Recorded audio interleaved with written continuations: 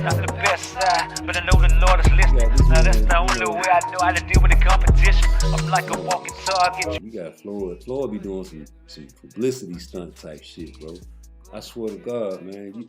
I think Floyd, the only reason he helping them folks over there in Israel because they Jews.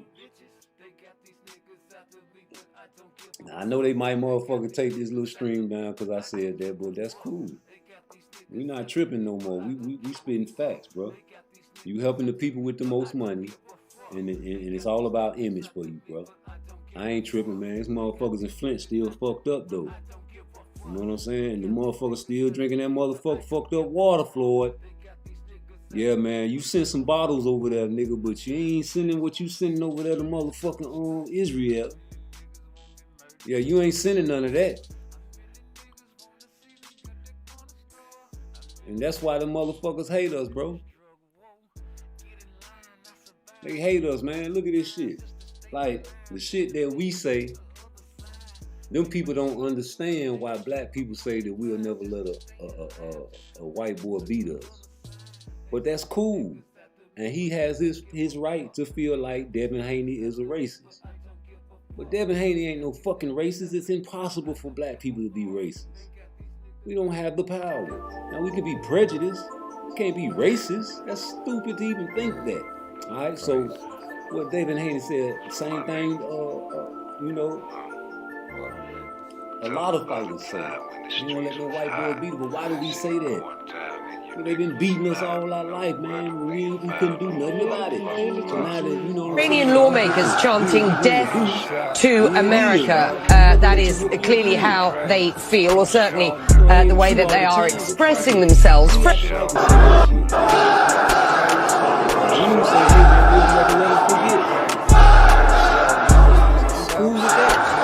Iranian lawmakers chanting death to America. That is clearly how they feel, or certainly the way that they are expressing themselves. Whose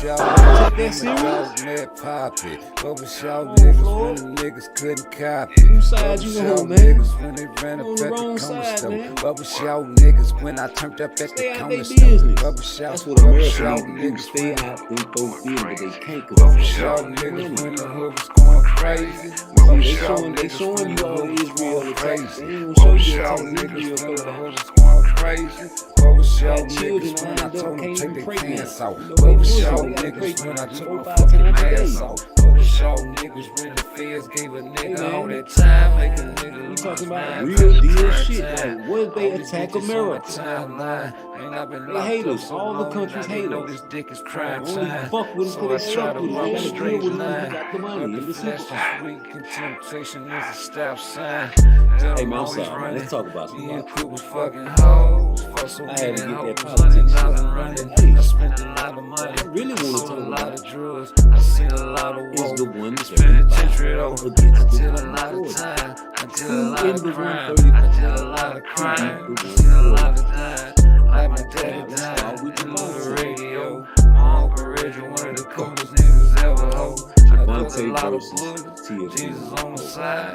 Wasn't looking for avoiding all these homicides. Ducked a lot of bullets. Jesus on the side. Let's say Shakur versus great fight. Who you got? Okay. Let's say Frank Martin versus TFC. Who you got? And we got Keyshawn coming up this weekend. See him against TFC Lopez.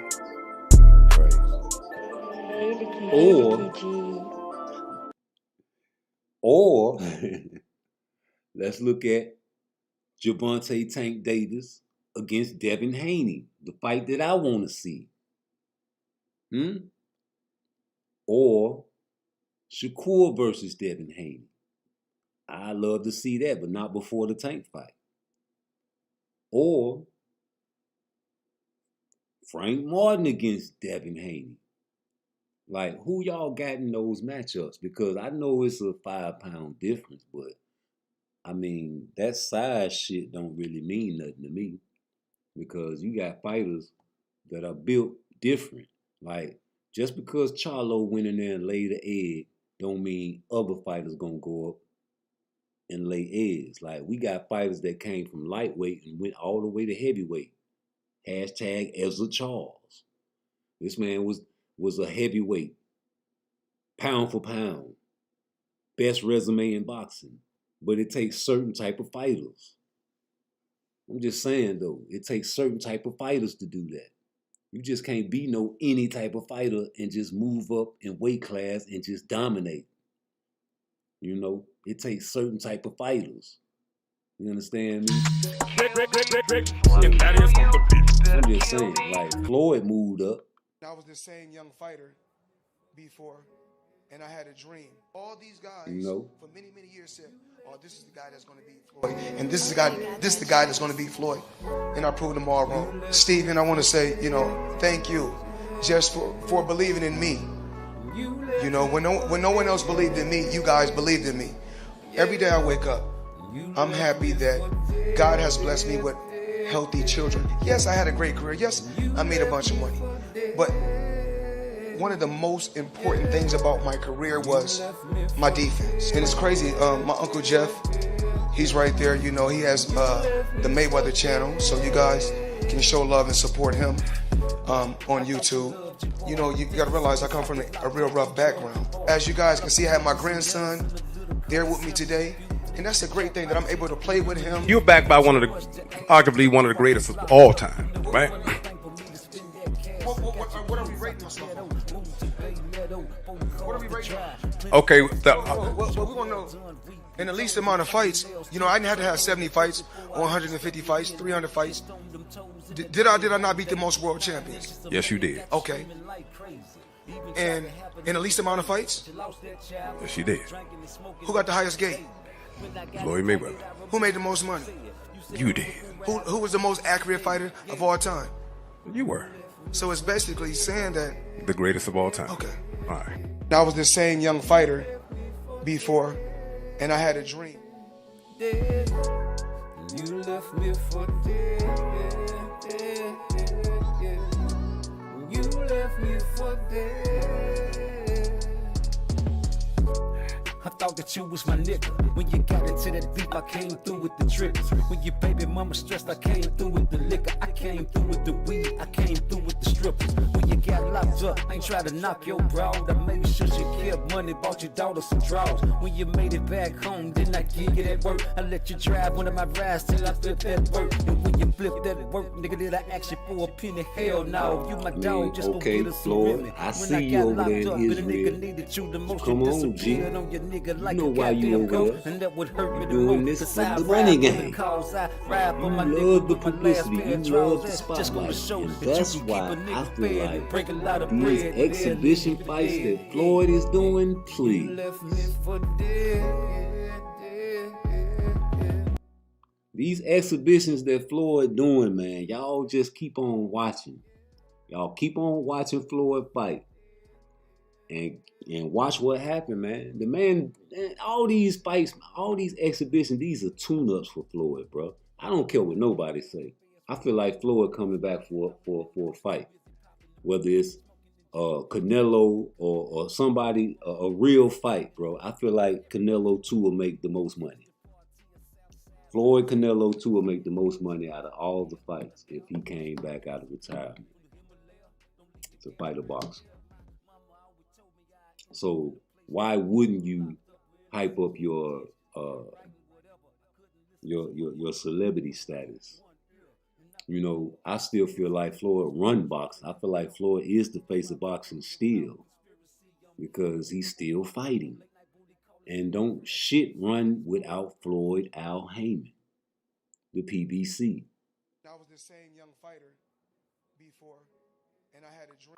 And that's just how I feel about that. And can't nobody tell me no different. Like, you know, it might sound crazy to a lot of motherfuckers, but you know, I'ma always sound crazy to the you know, the people, the non-believers. I don't give a fuck. You know, the non-believers gonna always just look at shit one way and not try to think outside the box. You know, they gonna always look at Floyd like he's retired. He can't fuck with these young guys no more. But you know, Floyd at the end of his career picked a lot of good fights, and he knows who he can beat. I'm pretty sure he feel like he can still beat Canelo. I'm pretty sure of that. Just listen to him. He always talking about his accolades, bro. So me thinking Floyd would never come back is a stretch, because you're like, oh, he too old, man. Fuck that. George Foreman came back in his 40s, man, and won the heavyweight championship, beat Michael Moore, knocked him out. We're not trying to hear that. This Floyd Mayweather still can come back because he still got his hand-eye coordination. He still has his IQ. He stay in shape. He spars. He's taking exhibition fights. You know, he don't need no fucking money. This motherfucker's a billionaire, right? So why is he fighting? Y'all missing the point. Why is this man fighting? This man don't need no motherfucking exhibition. On the trigger, I'm busting, that's what I'm gonna do. Living on my left side, God on my right side. Lean on the left side, cause that's the left side. Floyd does not need no fucking money. You understand me? Floyd got the money. Floyd got all the money. What do he need money for? You know? Shit. I tell you what, though. I know for a fact, Floyd still got the motherfucking the itch, what you want to call it. He still got the itch, you know. But you know, hey man, we'll see. You just got to keep on letting it play out, you know. But I don't know, man. I got a lot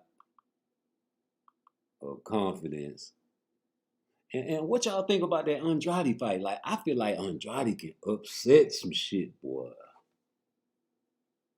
I got Andrade upsetting some shit. Look, they killing babies and everything in Gaza. So they showing pictures of the monstrosity over there in Gaza too now. There's 15,000 people killed in Gaza, 500 children. And Floyd going over there donating money to these people, man. Come on, Floyd. You got to stay out this shit, bro. I understand you want the motherfucking wreck in the what you call it? You want the publicity. You want to be seen in the public eye as the good guy. But no. Fuck no. That's not it, bro. That's not it at all, man. And I'm pretty sure them people looking at you like, what the fuck is this nigga doing? Why is he giving money to our enemies? Now, you going to Flint, that's cool, because that's America. You got money to feed the poor, but not enough. You got enough money to fund the war, but not feed the poor? Leave them folks alone, man. You're on the wrong side of the boat. And Palestinians want their land back. Iranian lawmakers chanting death to America. That is clearly how they feel, or certainly the way that they are expressing themselves.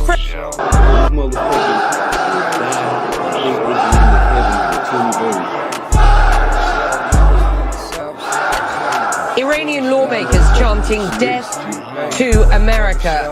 That is clearly how they feel, or certainly the way that they are expressing themselves. Who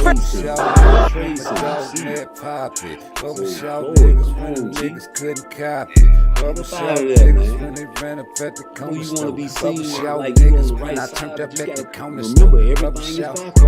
remember everything is backwards, man. Shit that America say you can't trust them because they hate us. And the world hates us. They hate us and we in America. And the world hates America and we're in America. So we fucked, we caught, we stuck in the middle. All these bitches on my timeline. Man, I've been locked up so long now they know this dick is crime time. So what you doing, G? It's crazy, man. Yo, back to what I was saying, man. Like, do you think Isaac Cruz can beat Teofimo Lopez? Like, I just know that 140 and 135 ain't no hellified difference. You know what I'm saying? In weight, because straight up, like, we got Javante going up to 140, popping Mario Barrios, then going back down. And I don't want to hear that shit like he can't do it again. I don't want to hear that like, oh, well, Tank went up there and he felt that weight difference. He's a 135 pounder. Nah, I don't care about that. We don't care no more. We don't care. The boxing fans don't care no more. We want to see some action. We want to see a motherfucker damn near die in the ring. You understand me? And y'all gonna have to come with these big fights, man. We ain't had no big fights except the Earl Spence and the Terrence Crawford fight this year. And niggas sick of that shit. Everybody talking about streaming the fights now. Everybody talking about say, fuck it, they ain't finna buy these fights no more. So what's gonna happen if a boxing revolution happens? If the boxing fans go to war with the boxers, what's gonna happen? Yeah, I mean, you always gonna dry up. You know, the piracy is a big issue. And that's why the rappers are losing money. Because ain't nobody buying no motherfucking records no more. Nigga, that's why all the clout come. You gotta get your money through the social media and the fucking shows that you do. So that's why niggas are doing anything for $1. And they'll kill somebody on live, or, you know what I'm saying, do some real dumb shit on live just to get some clout. And it's crazy. Shout out to Keefy D. You a cold snitch, boy. Cold rat. You supposed to kept that shit, took that to the grave, G. You know what I'm saying? You know what I'm saying? Y'all took out a real legend. Biggie too, legend, man. I can't put Keefy D on that one, but yo, I'm pretty sure P. Diddy had something to do with that shit, bro. I can't find that interview with P. Diddy. When I get off the live, I'm gonna find that shit because they asked him specifically, yo, what you doing? He said, after my contract up, I'm taking Junior Mafia and we gonna start a label. P. Diddy looked at that nigga like, what? Please, you out of here, nigga. Well, we been knew that shit, like back in the days knew that P. Diddy had something to do with that shit. Can't fool me, not a motherfucking bit. This shit crazy. I don't put shit past none of them motherfuckers. America, P. Diddy, a nigga, anybody. That shit is fucked up. 2023 and beyond is over with. I can imagine 2099 or 3023, 100 years from now. Straight up. Y'all got these people shouting, death to America, death to Israel. Why they screaming that? And why y'all feel like they wrong and why y'all feel like Israel is right? Why y'all feel like Israel is right and why do y'all feel like the Palestinians are wrong for wanting their land back? Look at South Africa. Them motherfuckers say they want their land back, bro. South Africa's sick of France and all these people over in their country benefiting off the gold and the diamonds. And the blood of our people. There are still slaves over there. Poverty, hunger, famine, disease. When people want their land back. I'm pretty sure the Native Americans want America back. Wouldn't you? A motherfucker kick your door in right now. You pay rent there. Boom! Get your bitch ass up out of here. Hey man, I live here. I don't give a fuck. Get your ass up out of here, nigga. This my house. What you gonna do? You gonna call the police, nigga. You ain't gonna fight. You ain't gonna die for your motherfucking house, nigga. You ain't gonna shoot nobody, nigga. All you niggas got guns shooting niggas from across the street. You niggas will never walk right up on a nigga ass and blow his brains out. All you scary ass niggas that got guns probably ain't never had a fist fight. And if you did, you niggas closed your eyes and swung wide. Yeah, all you niggas that got these hellified guns, Dracos, AKs, HKs, SKs, Glocks, all that shit. All you niggas Not all you niggas, but the majority of you niggas in 2023 is some bitches, man. Like the certain situations just don't take a gun. You know what I'm saying? If a nigga talk slick to you, man, yeah, nigga, I remember back in the day, a nigga will slap the shit out you, and that's worse than shooting a nigga. If you slap me, man, yeah, nigga, and I'm about with her, and I got my fire with me. And you want to pull your gun, cool, but I'll slap you before I shoot you. And I know I'm going to have to watch you for the rest of my life, but nigga, I just want to make a point that I don't see you, nigga. I ain't studying nothing you're talking about. Whack! Slap the shit out you, nigga. What you gonna do? How many of you niggas out there in YouTube land that be talking all that gangster shit online and be typing all that shit online, you know what I'm saying, fronting like y'all G's and shit? How many of y'all niggas ever slapped somebody? I ain't talking about no female. How many of you niggas ever slapped a motherfucker that wasn't no bitch ass nigga though? You know what I'm saying? A nigga that got a reputation of fighting or got a reputation of a street nigga, not no nerd. You niggas ain't never slapped nobody, I don't want to hear your mouth. If you niggas ain't never punched nobody, I don't want to hear your mouth. But especially if you ain't never slapped nobody, that's the biggest disrespect you can do except spit on a motherfucker or piss on a nigga foot. Yeah, that's the biggest disrespect you can do. You know what I'm saying? Slap a motherfucker. Another man. A man slapping a man. You know? That's disrespect. I guarantee you a lot of you niggas ain't never open hand slapped a motherfucker. Guarantee you. Guaranteed. And if you did, you're lying. If you say you did, you're lying. I guarantee you, boy, you ain't got nobody to vouch for you. I got niggas to vouch for me. I got niggas to vouch for me. We run in the house, make you get naked, nigga. Yeah, nigga, take everything. We want your shoes, your clothes, your money, your dope. Everything. We want your coke. We want it all. You know? So I guarantee you that you niggas, America is too comfortable, man. I guarantee you a lot of motherfuckers in America, if we go to war right now, man, and have to survive off fucking canned goods, man, you niggas will be crying like bitches. Look at the pandemic, what it did to you niggas. Softer than baby tissue. Crying. Somebody, man, I don't give a fuck coming, I'm going out. Yeah, I know. Come on. But you see what's going on, bro? Like, everybody taking this shit sweet, but it ain't sweet. Ain't shit sweet about what they talking about over there. Now, you see what happened to the 9/11? You think that shit won't happen again? Please. Everybody hate America.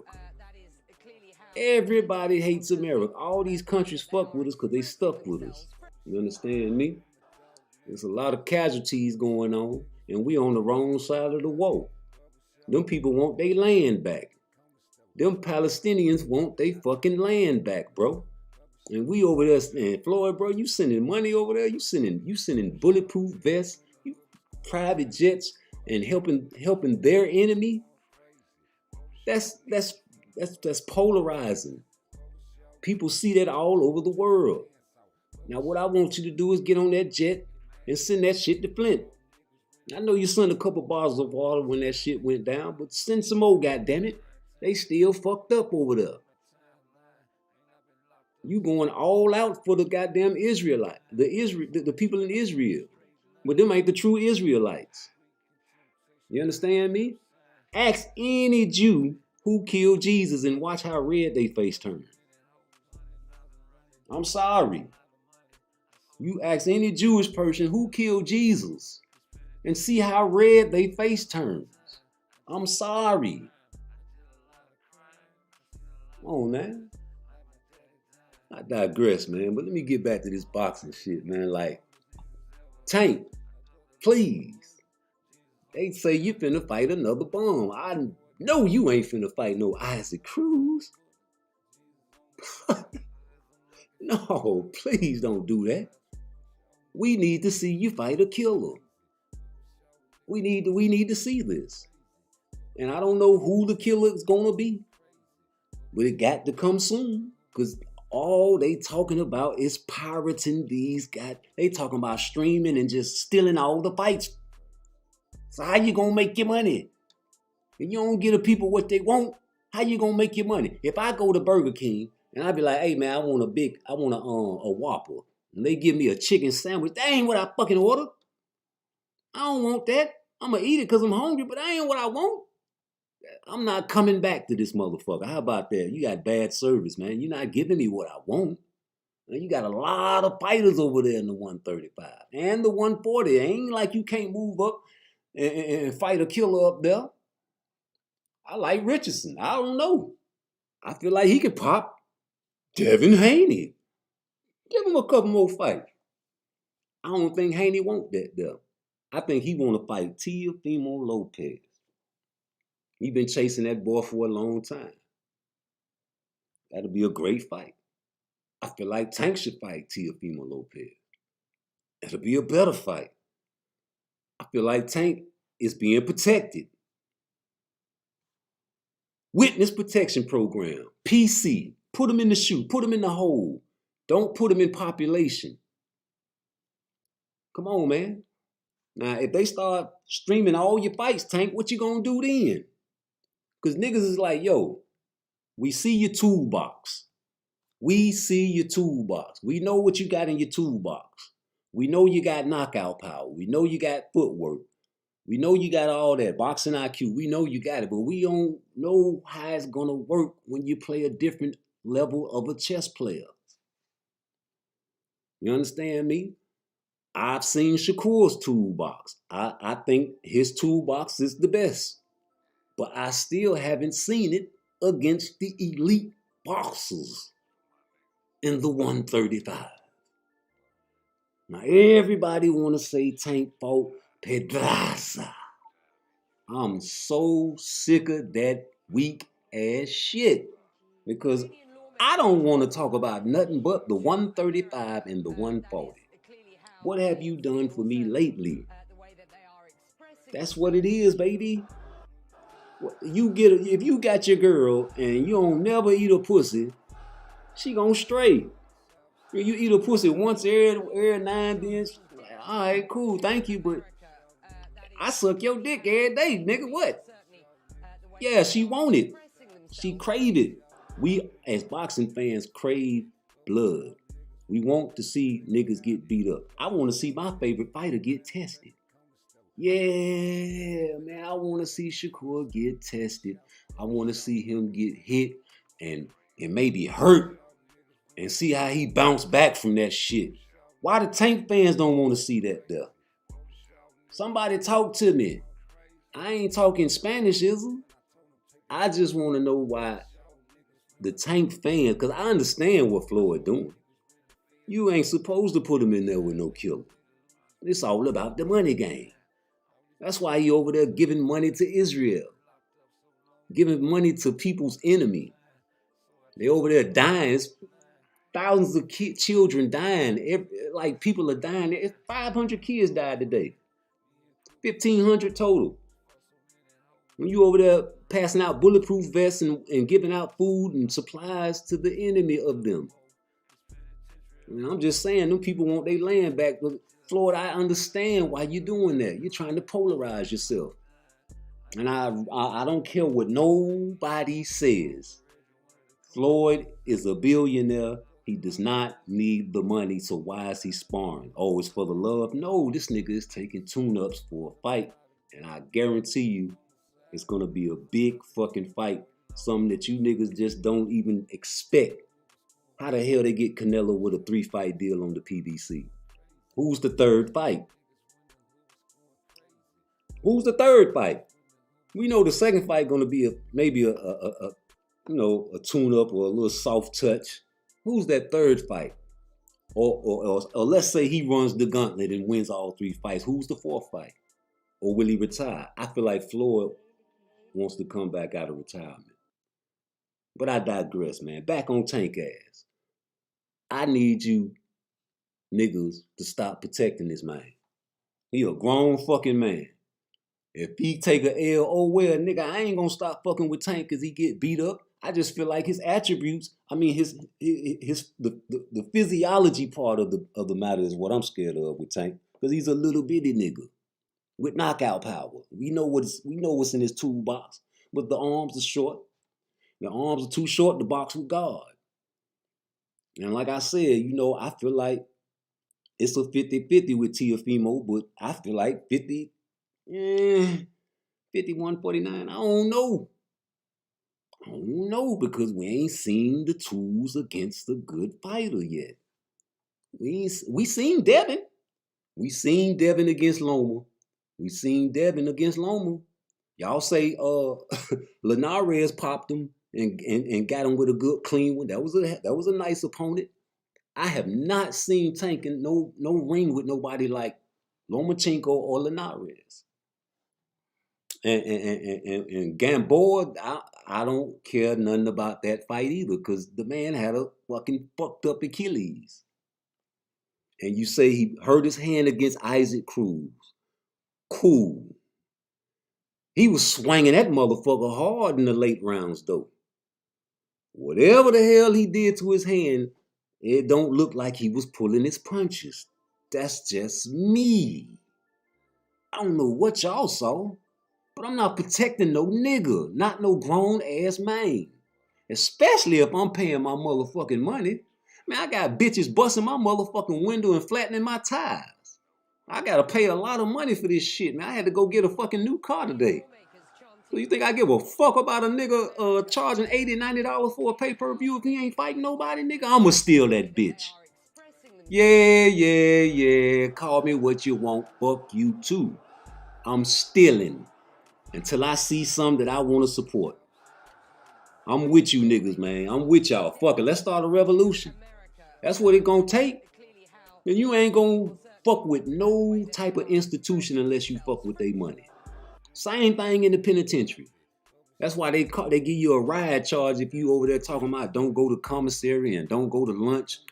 And let's stand together. Man, please, they'll lock the compound down. Because that's fucking with the money. We need you niggas to go to the commissary and buy the zooms and whams and come to the chow hall. We done cooked 2,000 plates for 2,000 inmates. Y'all gotta come eat this shit. Yeah, when you fuck with the money, man, you fucking with the wrong shit. And Floyd is all about the cash. So he is not finna put his best fighter in there with no goddamn killer. But I feel like it's the time running out, man. You done squeezed that towel all the way dry.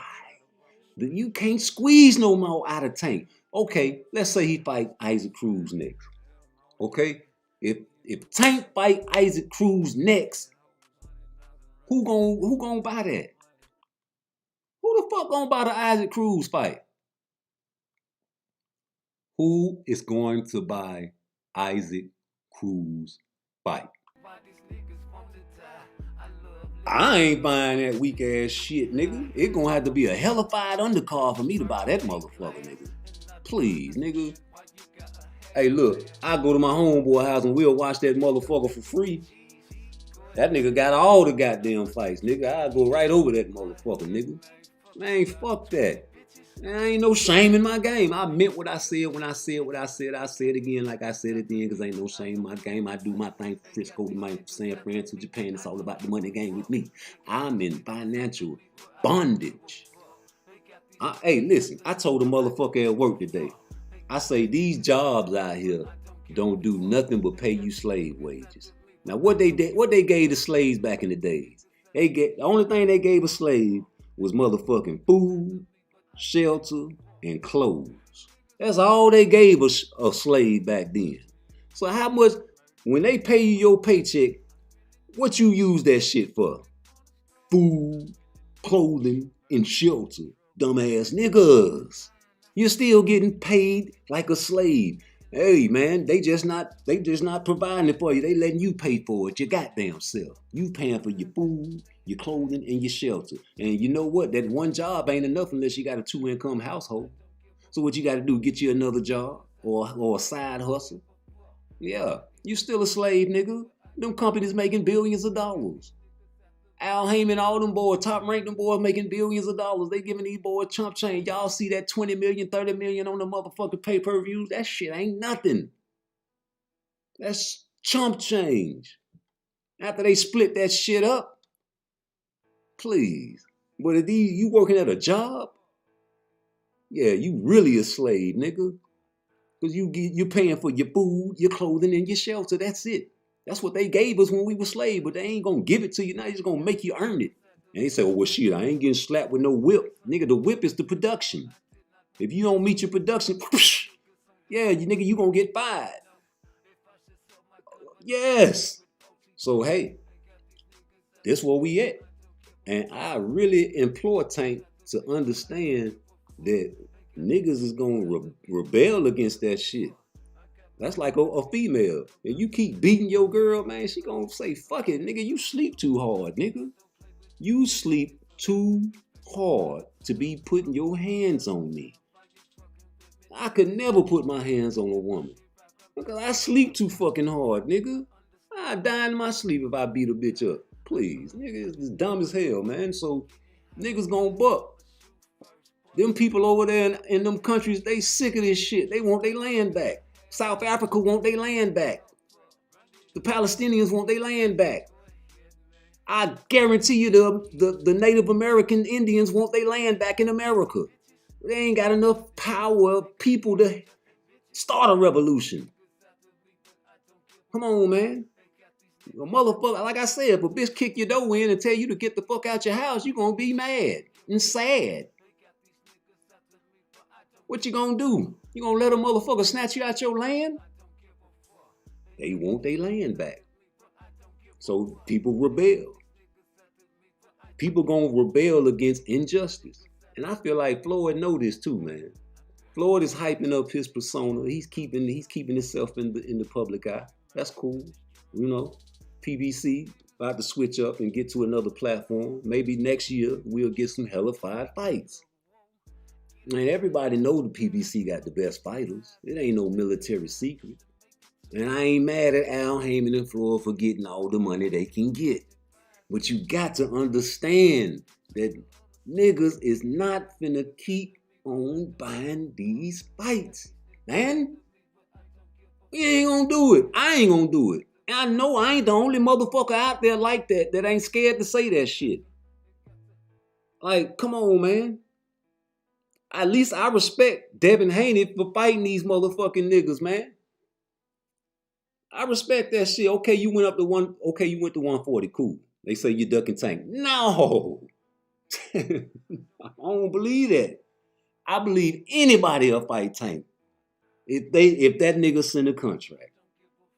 Boy, that's the jackpot. You hit the lotto when you fight Tank, nigga. That's what everybody waiting on. Same thing with CANELO.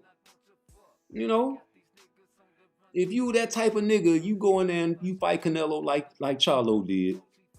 I can't really say nothing bad about Charlo for doing that. Because the man probably knew he probably knew he couldn't beat CANELO, man. But what you gonna do? Say no and not get the money?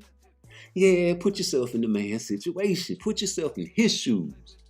You say, oh, I would have went all out, man. You know what I'm saying? Maybe, maybe not. I don't know. Once you feel that power what Canelo was swinging with, maybe you hit your wheel. Maybe you run your wheel the whole 12 rounds. Maybe you take a knee after you catch one on the jaw. I don't know. I never seen you niggas fight. I never seen y'all with that killer instinct before. I don't know. It takes certain type of niggas to go up in weight classes to win championships.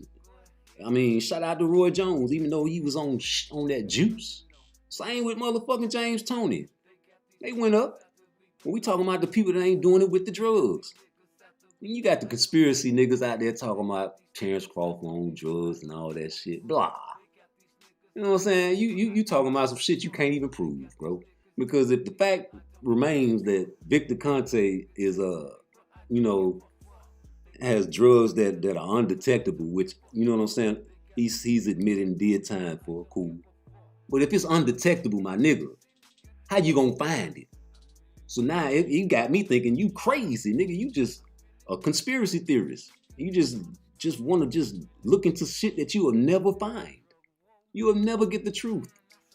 Unless you want somebody to snitch. That's what you want a nigga to Keefe D. You want a motherfucker to Keefe D on Terrence Crawford. That's what you want. Any nigga that out there talking about Terrence Crawford on drugs, they want a nigga to snitch on himself. Cause ain't nobody finna go out and just like, yeah, I'm on that clear. Please. Now, I can talk about Alicia because she pop. Yeah, Alicia pop. Yeah, that shit went out your system, baby. They found something in you and you pop. You know? And you want to take the B sample and be like, oh, well, see, that's clean, but you know that shit get out your system in 24 hours, baby. I ain't going for that. You know what I'm saying? And the only reason niggas fuck with you is because you're fine and you're sexy, you know, and to tell the truth, that's the only reason I fuck with you. Now, I fuck with Shadeja Green because she can really fight. Now, I don't look at her like that because she a stud. You know what I'm saying? But only reason niggas fuck with you is because you fine. Now, Clarissa, she got a little body on her, but she ain't the prettiest girl in the world, but she the GOAT. She been kicking ass. She been winning. You can't stop that. I respect that. But all that fighting Keith Thurman shit, you got me thinking you on that motherfucking dope. Hell, you think you can whoop a goddamn man? Please. Is you or is you ain't on the snack? On that clear? Some undetectable, micromanaging. I don't know. I can't prove it. So I'm not finna elaborate on that and try to stick to that. It's just, you know, it's suspicious. But you just, you say that and then you just get off that shit. But these niggas on that shit every motherfucking day. And I be like, yo, I used to like to watch your YouTube channel, but every day I get on there, you talking about a nigga on drugs that you ain't gonna never find, man. You ain't gonna never find that shit, man, because they ain't gonna snitch on theyself, nigga, and you want a nigga to snitch. Please, it's not gonna happen, please. So there ain't no sense in talking about that. Let's talk about some shit that can happen, man. Yeah, man, who's this next fight coming up with Tank? It's a mystery now. Everybody on the edge of their seats. There ain't too many motherfuckers that we want to see them fight. We don't want to see them fight no bum. We want to see them fight a killer. There ain't too many killers up there, though. So why wouldn't I say fight somebody in the 140 or go down to the 130? If you ain't gonna fight no killers in the 135, man, I want to see you fight somebody special. I don't want to see you fight no more fucking barbers, man. Let them niggas cut all the hair. We want to see you fight an A-level fighter, not a B-level fighter. Please. Because I seen your toolbox. I love it. When you watch Tank fight, you see a lot of shit that, like, if I really watch Tank, I can see him planning and plotting on how to knock motherfuckers out. I can see him judging the distance and taking guys' punches and feeling their power. I can see him using the high guard. I can't see him using the high guard against Shakur, though. I'm just saying. I can't see him using the high guard against Shakur Stevenson. Because the distance game, you know? And I just want to see how that shit will play out. I want to see how it'll play out against Devin Haney. Niggas talk that shit about Devin, but hey, he up there with Victor Conte too.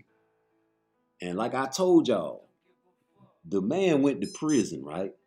For this shit. So I don't feel like the man gonna risk his career by giving them the drugs. I feel like he still know where to send them motherfuckers to get it. I don't think he giving it to them. Please. So if you can send a motherfucker, that's cool. But if you giving it to him, that's a different story. Now, what he does is take your blood sample, and formulate the perfect diet and the perfect strength and conditioning routine for you off your blood sample. And give you the perfect supplements off of your blood work. So if you don't know what blood type you have and what type of diet that you should be on and what type of workouts you have, you go to him. And then you'll be like, whoa, I didn't know I needed, like, I didn't know I could eat this and I feel like so energetic. I didn't know I can take these supplements and feel so. Yes, that's what that is. Science. Science. Mad scientists. Experimenting with people's DNA. You gotta look up this shit, man. Them boys in Korea, in North Korea, they playing with them boys' chromosomes over there. They got soldiers that run faster. And like I told the guy at work, I say, man, Google Bill Clinton /clone. And he'll tell you in 97, man, they cloned the sheep and they told you niggas. They said we're going to continue cloning livestock and the vegetables. But don't nobody watch the news. Don't nobody. You want to hide something from a nigga, put it on a news channel or in a book. Niggas gonna go on the internet and look up all the Tupac and Biggie shit and all the The Megan Thee Stallion, they heart's desire. When they see something about Gaza, they might look at it. They gonna keep on going though. Now that Floyd's on the picture in Israel, they gonna pay attention. But that's the only. If Floyd wouldn't have never did that, man, niggas wouldn't give a fuck about Israel. They don't even know what's going on over there. They just know that people are bombed and getting killed over there, and they don't even know why. You understand me? So hey, man, everything is backwards. Everything is backwards, man. So why wouldn't I believe that in boxing? Everything is backwards. Okay, we got Shakur Stevenson and De La. I hate mispronouncing this nigga name because I don't like mispronouncing people's name. I got to say it slow. De Los Santos. Shakur Stevenson and De Los Santos is coming up now. I like this fight. I don't love it, but I like it for the simple fact that I know De Los Santos is not gonna pull a Charlo. I know this man ain't gonna pull no fucking Charlo. He better fuck not. I feel like he gonna give Shakur a fight, and that's what I want to see. I got Shakur popping that shit very easily. Maybe in the 6th or 7th round. I don't know. I feel like in the early rounds, he's going to give him a run for his money. He's going to swing. He's going to fight. He's going to take his punches. He's going to do whatever he has to do. I feel like that's in him. That's his breed. And same thing with Andrade. I feel like Andrade ain't no bitch. I feel like Andrade been off for a while. I feel like Andrade hasn't fought the level of competition that people say he should have been fighting, because nobody really wanted to fight this awkward motherfucker. So, boom, here we go. Same thing with Tank.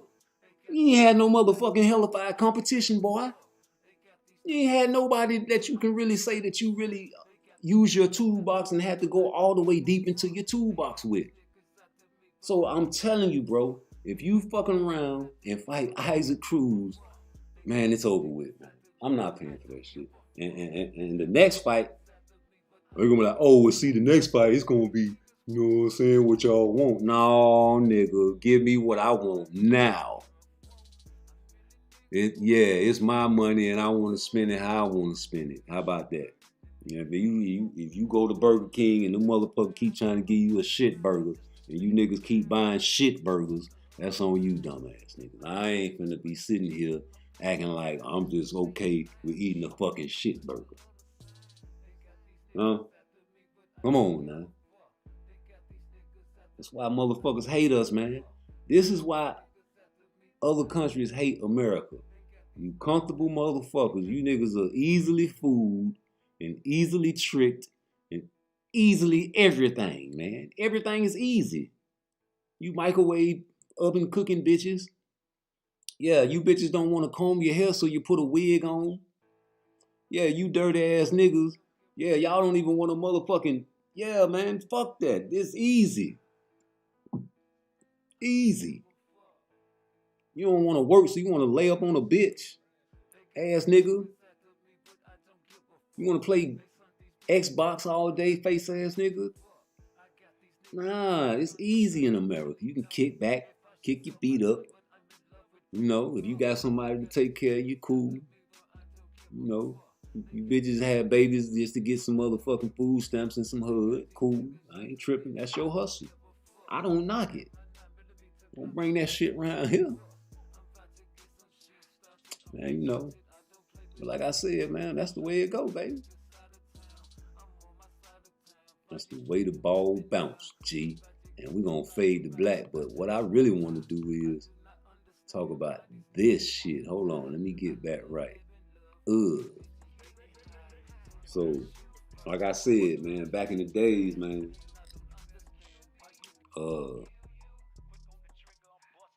niggas knew P. Diddy had something to do with that shit, bro.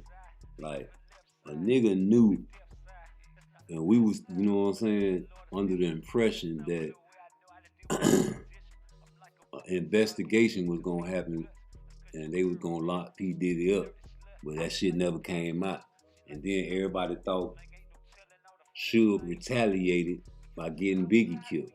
That was the thought. But now that you look at it, like I said, Biggie was finna branch off. You know what I'm saying? And certain type of niggas can't take that type of shit.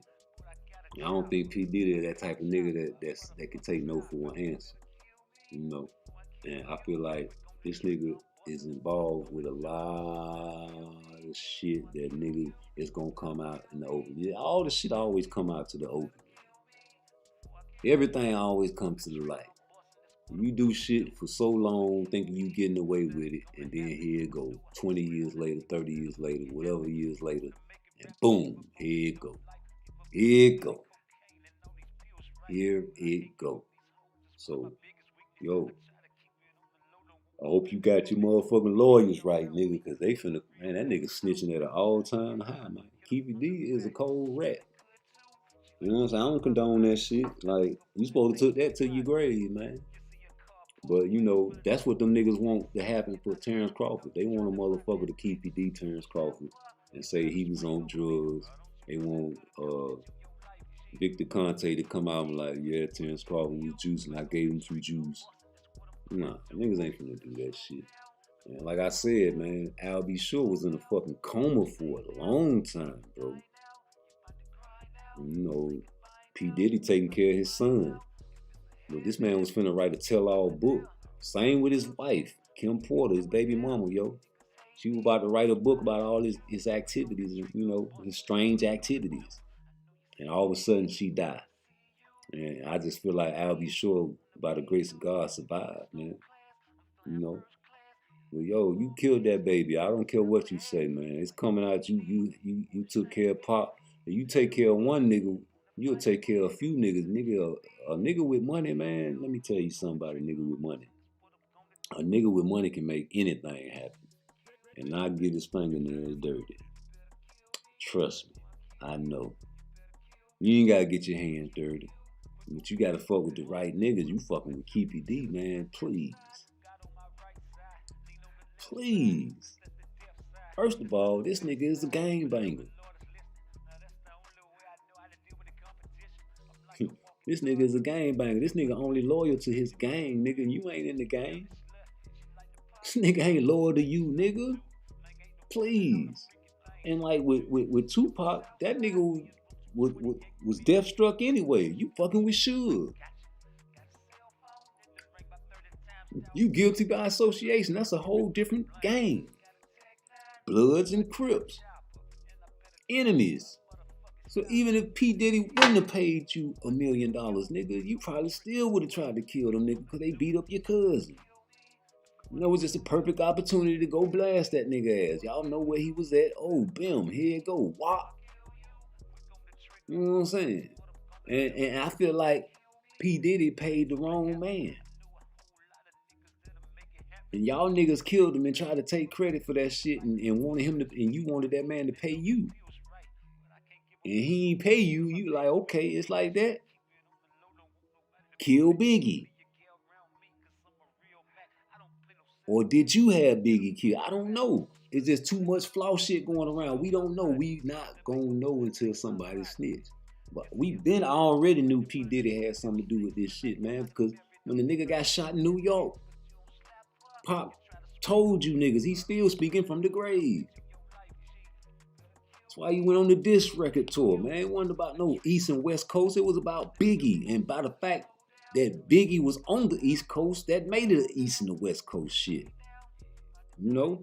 You gotta hype it up. You know, Suge told that nigga to put a little juice on that shit. That nigga probably was only making diss songs about Biggie and motherfucking P. Diddy.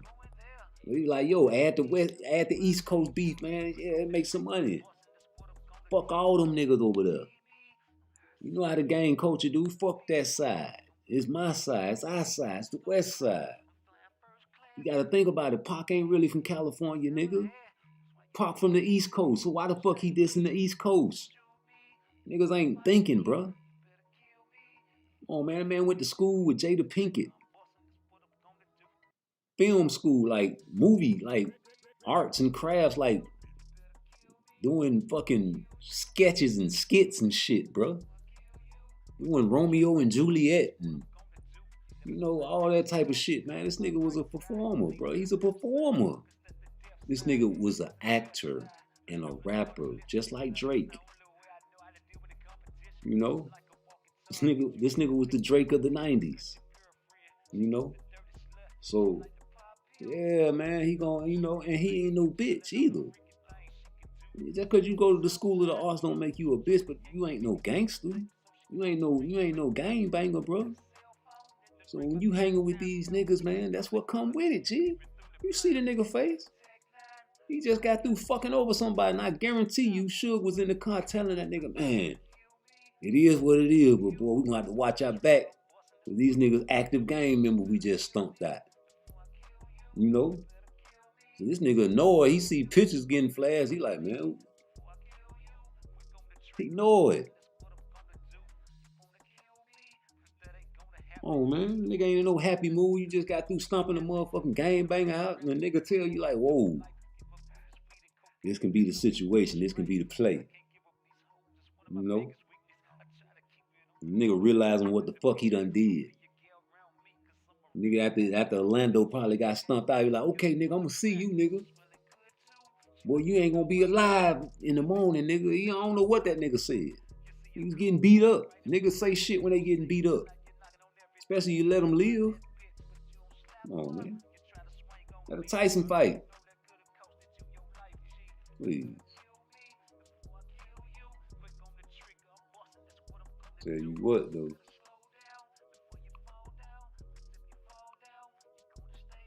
Hold on, let me see something real quick.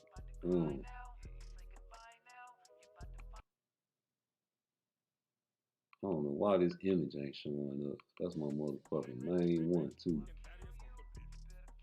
Fuck it, I'm gonna put this one on there. But no, man, hold on, let me see something real quick. I love that song because I don't give a fuck. I feel like Andrade gonna pop Benavidez, yo. I feel like Andrade is awkward.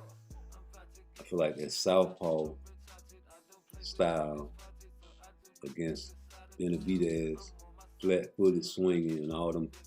See, Benavidez, he throw punches and bunches. He like to throw a lot of little. Man, I don't see Andrade standing there for that. Nah, I could be wrong, and then I could be biased because I really want to see Andrade win. You know, I love the Mexican Monster. I got him, number 9 on my pound for pound. It's just that nobody gave Andrade a shot, so we can't really judge his talents. Like they be like, yo, how you got Tank number 5 on your pound for pound list, nigga? Because that's my pound for pound list, nigga. And I got Devin number 4, nigga. And I got Jerron Ennis number 3. I got Terrence Crawford number 2. I got Shakur Stevenson number 1 pound for pound. I feel like he got the best skill set out of all them niggas. You know, I just do. You know, he the less hit out of all them niggas. Now Jerron, he get hit, but his skill set is like, yo, he roll when he get hit. He roll with that shit. And with Andrade, man, I just feel like he's so awkward. He's tall, he's strong, and he has that southpaw jab. Nigga strong though, yo, and he awkward. And people talking about he goofy and all that, and he corny and shit. That's just how them niggas is and where he from, bro. That's how they talk, bro. Them niggas will kill you up there. You talking crazy about Andrade like, oh, that nigga sound goofy, that nigga sound funny. Yo, them niggas will kill you over there where he from, bro. Like, and they'll kill you and it'll be sounding crazy as hell when they talking to you.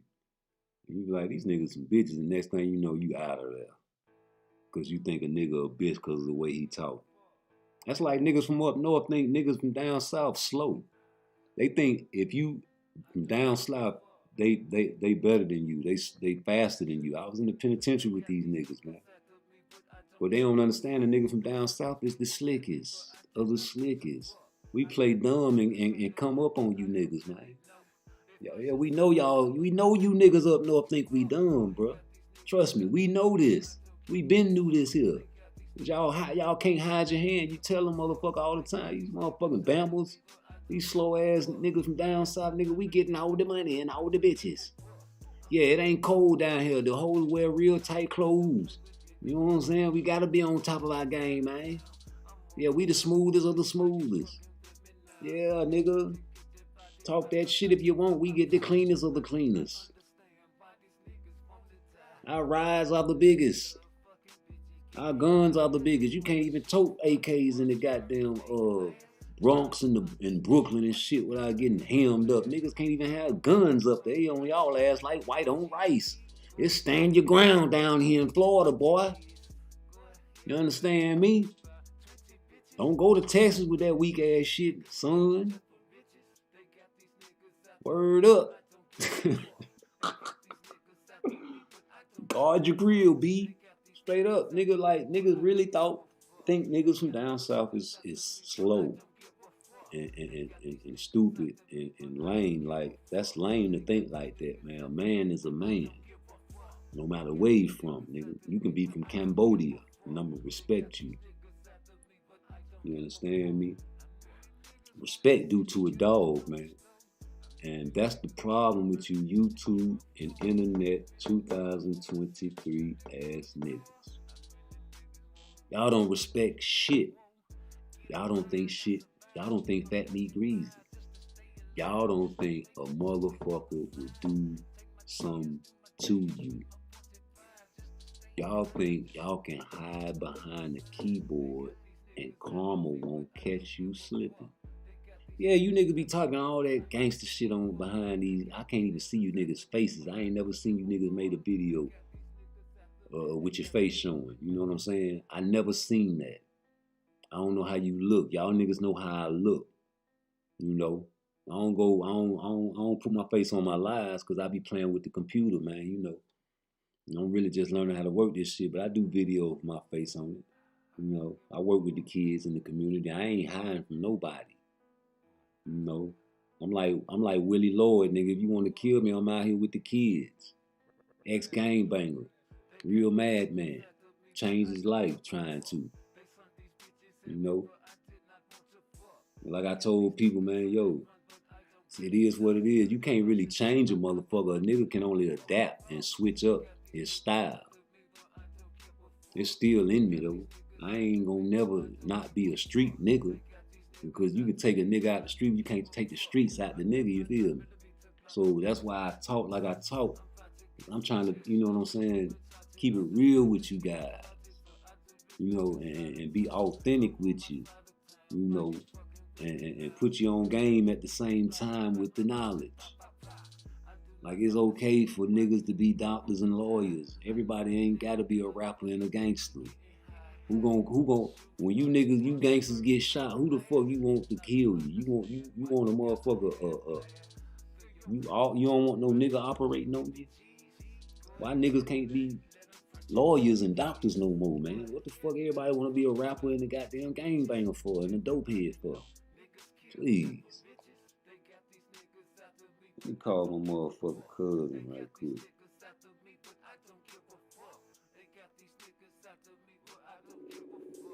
See what he talking about.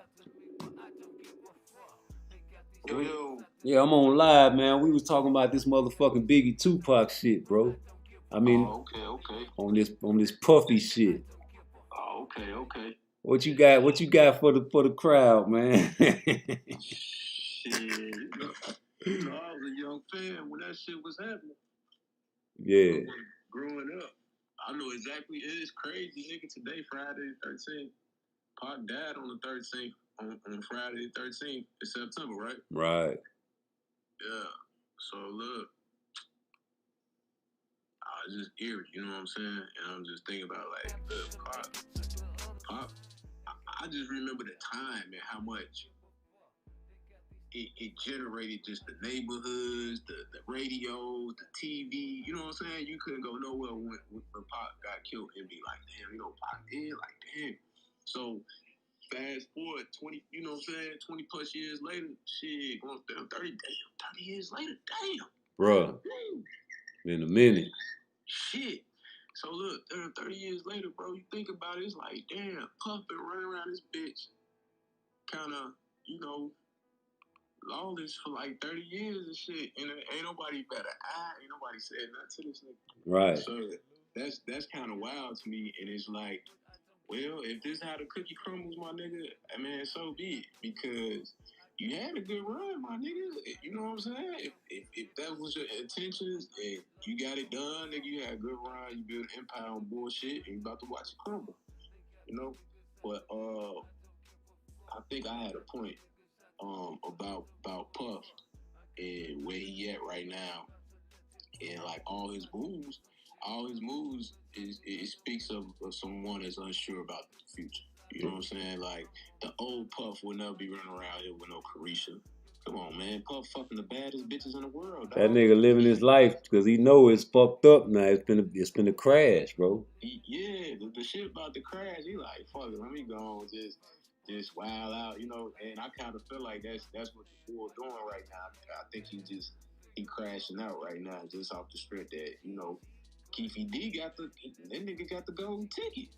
When niggas want to see it that way or not, he ain't really telling on himself, because all he gotta do is implicate niggas with real life documentation, like, and that ain't hard. Like, man, I wrote down on this day that nigga gave, he said this on this day, or you know, whatever the documentation is, and it's gonna be that. Mm-hmm. It's gonna be that in court. You know what I'm saying? Oh yeah. So you know they struck a deal with that nigga. Yeah, and I think they were saying with the proffer agreement, he was telling the proffer agreement, but he really was slicking their ass, because he done got up out of 2 situations off the proffer. You see what I'm saying? He done slicked the dope case off of him. He done slicked Puck up off of him. You know what I'm saying? And he ran around for the last 20 years since then, 30 years since then. Let me ask you this, because the name of the show is how many bodies do P. Diddy got? How many bodies do you think P. Diddy got? Oh man, shit, that nigga the bone collector at this point, shit. Hey, I don't want to look that nigga in his eye. And I'm gonna be honest, I'm gonna be straight up with you. And just a point of reference, because I'm a point of reference type of dude. I ain't no name dropping ass nigga. I'm a point of reference nigga. So if I know a nigga that know the nigga, I could be like, all right, I know something about the nigga, and I could trust the information, because I wouldn't trust it from a nigga that wasn't solid. So look, my barber, as a 10-year-old, 11, 12, 13, all the time, I was 18, from 10 to 18. Yeah, keep going. He used to cut puffy hair, just when he was puffy, right? Yeah. My barber, his best friend is Carl Thomas, right? Yeah. So when my barber opened up his shop and shit, because I remember this shit like yesterday. I remember he opened his shop up, and he was like, man, I want to do more and do this and do that. And then he was like bouncing out of town and shit, and taking trips and shit. So I'm like, man, what's up? What you got going on? He's like, man, my boy Carl, he's singing and shit. You know, he from up by Joliet, you know, right outside the city. But you know, I be going to cut down on Carl now in New York. Yeah. I say, what? I say, I'm a kid at the time. I'm like, damn, that's super dope, bro. I kid you not. Probably about 13, 14 years old, 15 years old.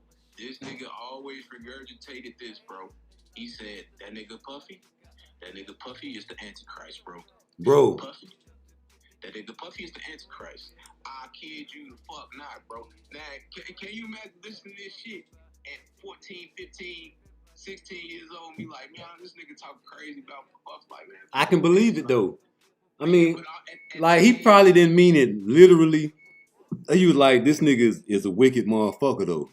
Yeah, that's what he was saying. Yeah. That's what he was saying. He wasn't talking about the body, but he was pretty much saying Puff is a wicked nigga, bro. Hell yeah. A wicked nigga. And look, you know a nigga a dog. Look, you know a nigga a dog. That nigga for men, women, kids, everything. You feel? Man, Puffy is a fucking animal, dog. And this what I was trying to tell people, like, Al B. Shore and Kim Porter was writing tell-all books. Yeah. And God willing, God bless the dead. Kim Porter died, but Al B. Sure survived. He was in a coma for a long time. And you remember P. Diddy had took his son and was taking care of him. Mm-hmm. You know what I'm saying? Like that nigga wicked, bro. So what was in these books that these motherfuckers didn't get to put out? Yeah. You know? And then you gotta remember, it wasn't just Kim Porter and motherfucking goddamn Al B. Shore. Them motherfuckers, I think he had something to do with Biggie too, bro. Look, you ain't been here. Look, I follow Choke No Joke. I don't be my bad. I forgot your cast. Well, I don't want to mention nobody else. Get you straight. I don't care nothing about that shit. I bet. Well, look, I be listening to them other channels that, be going over that shit or whatever. But the dude Choke, I like his breakdown, and he Choke seemed like he pretty thorough in his breakdowns because he was in the industry and he was around this shit in them particular times. So I know when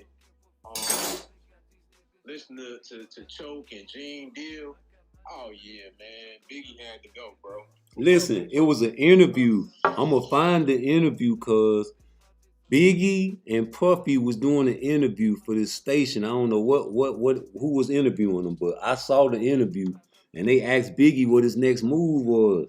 And he was like, he gonna take the Junior Mafia. So a company offered him some money. He was gonna go solo and take Junior Mafia and start his own shit, right? And Puffy, Puffy looked at him when he said that. You know what I'm saying? Like, what? Nigga, please. Got me fucked up. You know what I'm saying? And people missed that. Yeah, I seen it.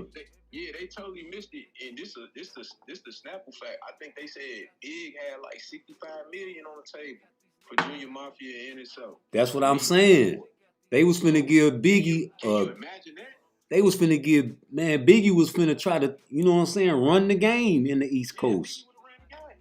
You know what I'm saying? Because everybody loved Biggie. Boy, that would have been the first big rap check for a nigga that could actually rap. Because you got to think, like Cash Money Baby and them couldn't rap. P and them couldn't rap. Nah. So Big would have had the real deal. And and see, Pac had Death Row East Coast, Death Row South. They had all that shit. I mean, Suge did. So you knew Biggie was gonna try to, you know what I'm saying, do his own thing. Cause Pac was finna branch off from Suge and do his Machiavelli shit. And I just feel like P. Diddy had something to do with that New York shooting at the studio. And he got him killed. Yeah, Cause Pac said it from the grave. He was like, you niggas shot me 5 times. You know what I'm saying? But you couldn't stop me. Mm-hmm. He knew Puffy had something to do with that. Shit was a setup. Yeah, it definitely was a setup. But then I think people really don't understand what Puffy come out of, bro. You understand what Puffy come out of? People understand who his mentor is. I mean, I'm pretty sure some felonious characters. Man, come on, bro. You know who Clive Davis is, right? Of course. That's the punk of all punks. Where do you think he get the playbook from? That's who gave him the money after he left Uptown. Yeah, you know, he had to do some strange things for Clive. Yeah, he had to do some real strange things for Clive, and he did. And what you seeing was him turning to P. Diddy and getting all the money and all that shit. That was the result of him running a play that Clive told him to run. And the play was what? Them niggas too influential. You gotta think. Clive Davis, they might come with the same shit. But, you gotta think Clive Davis was on the East Coast coming out of college for Gamble and Huff and the whole R&B movement. Yeah. So what happened was the whole original R&B movement was predicated on like love music, you feel me? Mm-hmm. And when that punk stuck his hand in there, he perverted the music.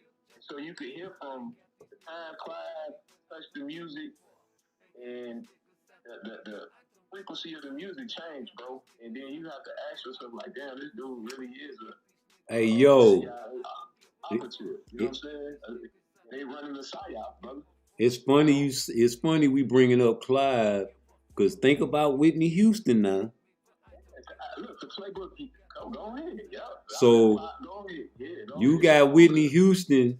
They say she a junkie and all that, but you know them white parties, man. You go over there, you get strung out because you want to be down with the crowd. I guarantee you, man, he got that girl on that shit.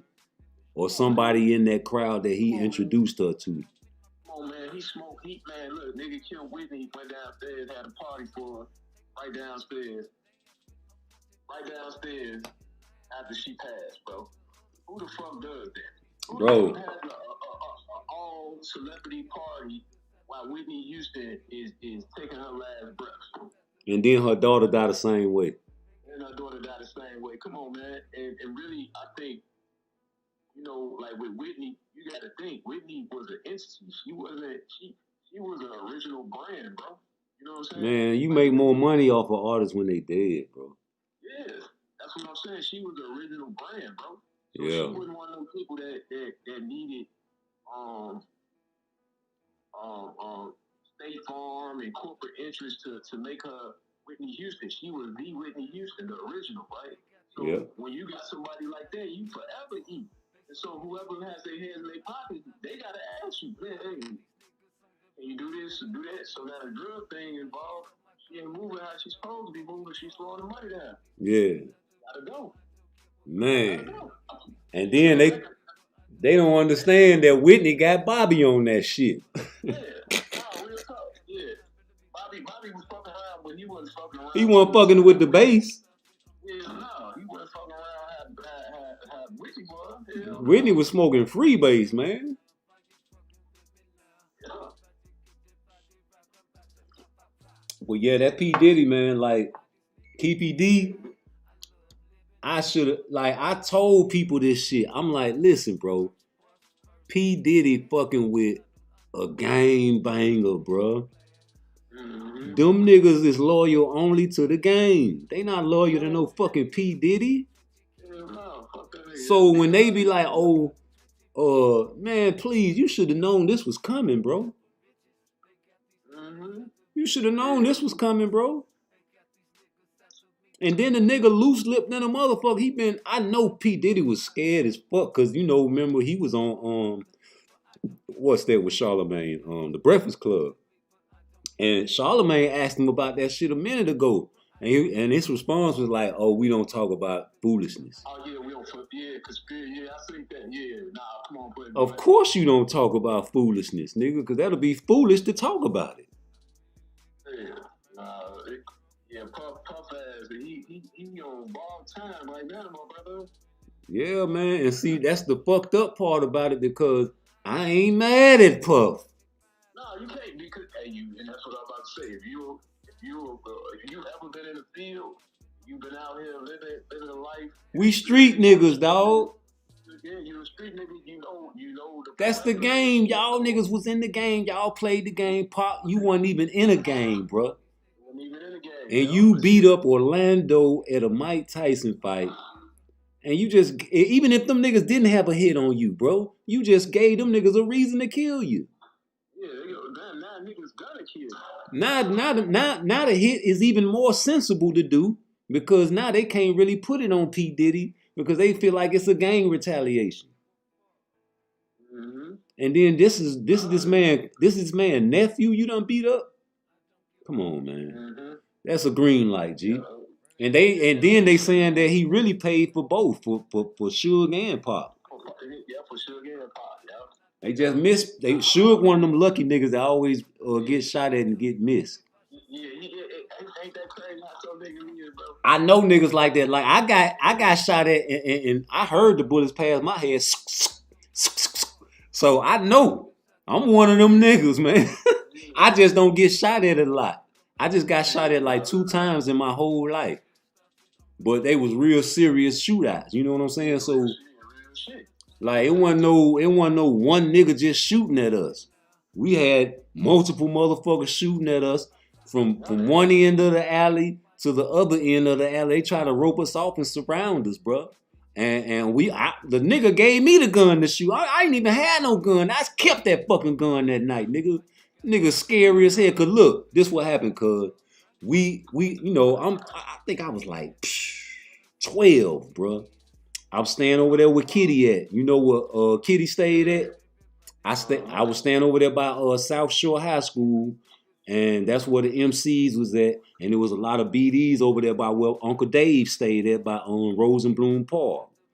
And you know, it's some GDs over there too, but and then if you go all the way down Jeffrey, you got the Stones and the Vice Lords and all that shit, right?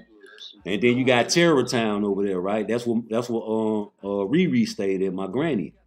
You know what I'm saying? So I'm over here where all the snakes at. So we in the alley, I look, the nigga I'm with, he looked, I don't want to say my partner, fuck that nigga, because he was scary as shit. He looked, we see a car pull up and let a motherfucker out, right? And then the car drive off. And as soon as the car drive off, he starts shooting, right? And so we running, the nigga passed me the gun. To my I ain't thinking about it at the time because I'm a G. So I get the gun and start shooting while I'm running. And while I'm running, I hear the bullets going. I'm like, oh shit. So now, hey, listen. And now, right before I turn and go down another cut in the alley, I see the niggas up on the other side. This is why I turned, because the niggas on the other side of the alley start shooting from the other direction. They had us boxed in, G. You understand what I'm saying? So I know what it's like. You know what I'm saying? Real talk, niggas don't know. At a young age, G. Yeah, a lot of people don't know about that gunfire when this shit get to going, bro. Ain't no. Hey, look. I don't even have no words to articulate the feeling. You know what I'm saying? Like, yo, I know how that shit feel. So, and then, go ahead. I'm just saying, ain't no glorious feeling being under that fire. No, nigga, no. But like you said, it's some niggas that just seem like they always make it out. You know what I'm saying? Like, I made it out them times, boy. And the next time I got shot at, I was in Florida. I was in Jacksonville. And, you know, we was getting a lot of money, man. And, you know, when you getting a lot of money, the beef come. And, yeah, man, we on the south side. So, you know, I'm going to give you a little game, a little education on Jacksonville, Florida. If you got north, south, east, and west. When you in Jacksonville, you don't say east side. You say out east, right? And the south side is considered the soft side of town. You know why? Because it's really integrated and it's not, you know what I'm saying, just one color on the side. Now you go to the north side, that shit damn near all black. And you go out east, that shit all black. You know what I'm saying? And some parts of the west side is integrated, but it's a lot of black folks out there too. But the majority of people on the south side is mixed. So therefore, it's a lot of money on the south side. And niggas be coming from out east and the north side and the west side to the south side to get the money, right? And we cool with that. We was cool with that because there's so much money over here, right? So, but what they don't understand is we ain't beefing with you niggas. Nigga, I got my own clientele. So whatever clientele you accumulate over here, that's on you. But what happens is they want to start sticking their nose into my clientele, and I can't have that. You understand what I'm saying? So when you start sticking your nose in my business, now I got to let you know. And that's where the beef came because... We got to talk to them. Right. Right. So, and that's what all the beef came from at that time. It was like 98, 97, 98. Long time ago, right? We was jits. We young niggas, so you know we quick to shoot. But we on the south side, so you know it's mixed and integrated. It's not wise to start shooting on the south side because the police gonna come immediately. You know what I'm saying? So you want to keep getting the money and leave the police at the deal. But niggas be coming over there with that bullshit because they used to that shit on their side of town, right? And we ain't got no choice but to act accordingly. Niggas ain't soft just because we on the south side. We smart. We trying to get all the money we can get out the streets. And that's what people fail to realize. Ain't no nigga soft just because he from one side of town, man. That's what I hate about motherfucking niggas, man.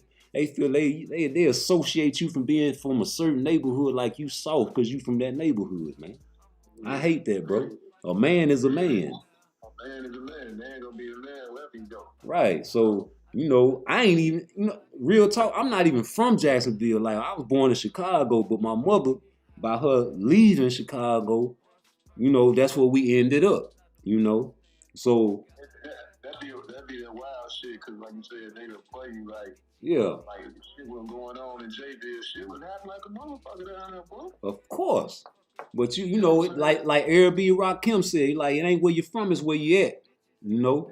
So I can't really put Chicago on the map like I want to because I was only there for like going back and forth through the summer times and that time that she sent me to stay up there when I was 11, 12, and 13. I went to junior high, I went to Bryn Mawr. And that's when I really got into that gang culture. You know what I'm saying? Like I really indulged them 3 years and I fucked my whole life up when I did that. Cause I came back to Florida with that bullshit. You know, with that Chicago mentality. And you know, I had niggas following me, Brad. You know, I'm a leader. It's in my blood. I can't help it. So niggas gravitate towards me, right? And I led a lot of niggas to destruction, bro. And I admit that, you know. And I feel bad about this shit now because niggas really was following me, G. Like, I can get on the phone right now and call my homie Quick, and all them niggas will be like, yeah, nigga. Barnes Road, Southside, nigga. We made that shit, nigga. We had the 4 corners. We had the Southside locked up. That's why them crackers gave me all that goddamn time, nigga. They were trying to they couldn't prove it. They had to get a conspiracy on me.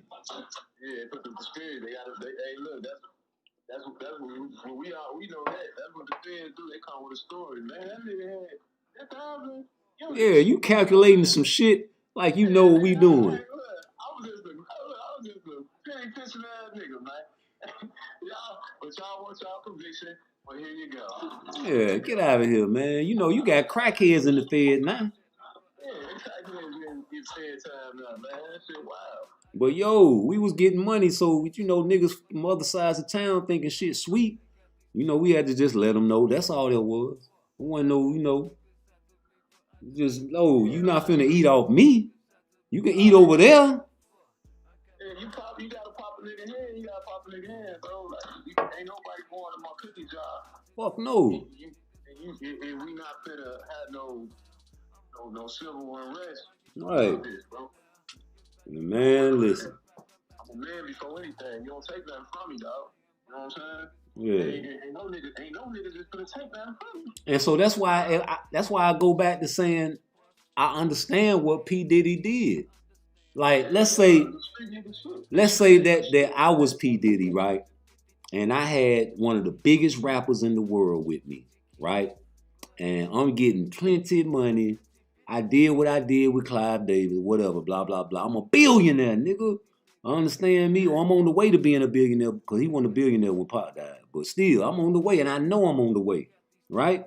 And now I got my rapper talking about he finna leave me, and I got Tupac defaming my motherfucking name and fucking my money up.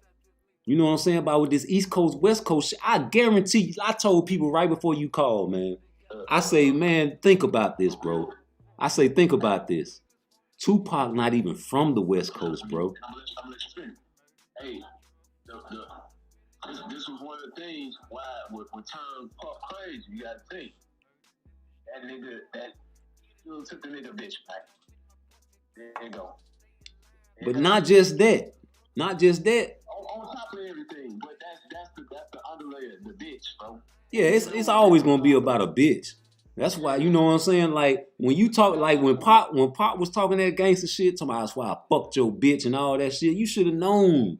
You know what I'm saying? But I guarantee you, because like I said, man, Pop not even from the fucking West Coast, bro. He from the East Coast, bro. So by them having an East and West beef, that was Suge, bro.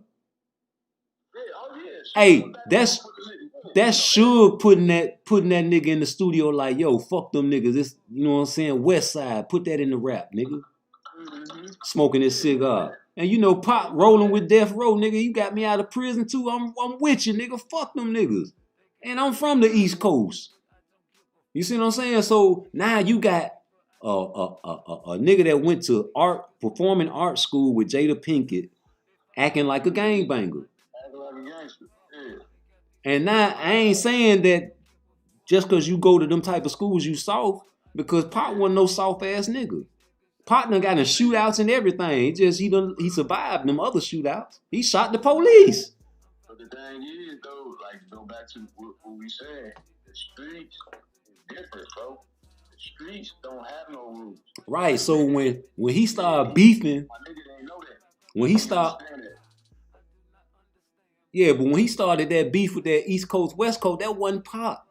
Pop was beefing with Biggie and Puffy, bro, because of that shit that happened in the studio. Oh, yeah, quiet, yeah.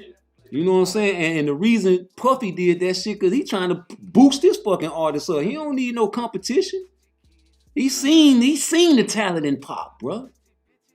You know that. You gotta think. You gotta think after Pop died, Puffy doubled back and fucked that bitch Pop was fucking with. So come on, man. You know the love and admiration Puff had for Pop. Man, listen. But Puff had real street niggas in his ear telling him, man, look, this how this shit finna go, bro. And you gotta really get it to them niggas, because the niggas really kept quiet for 30-something years, bro. Listen to this. It didn't hit the surface high. It could have hit the surface 30 years ago. So, Brad, a lot of gangster shit, mob tape going on. Say I had Biggie, right? Like I was saying, I got Biggie. That's my best artist. He killing the East Coast. Niggas in the West Coast feeling them too. Down South, everywhere, right?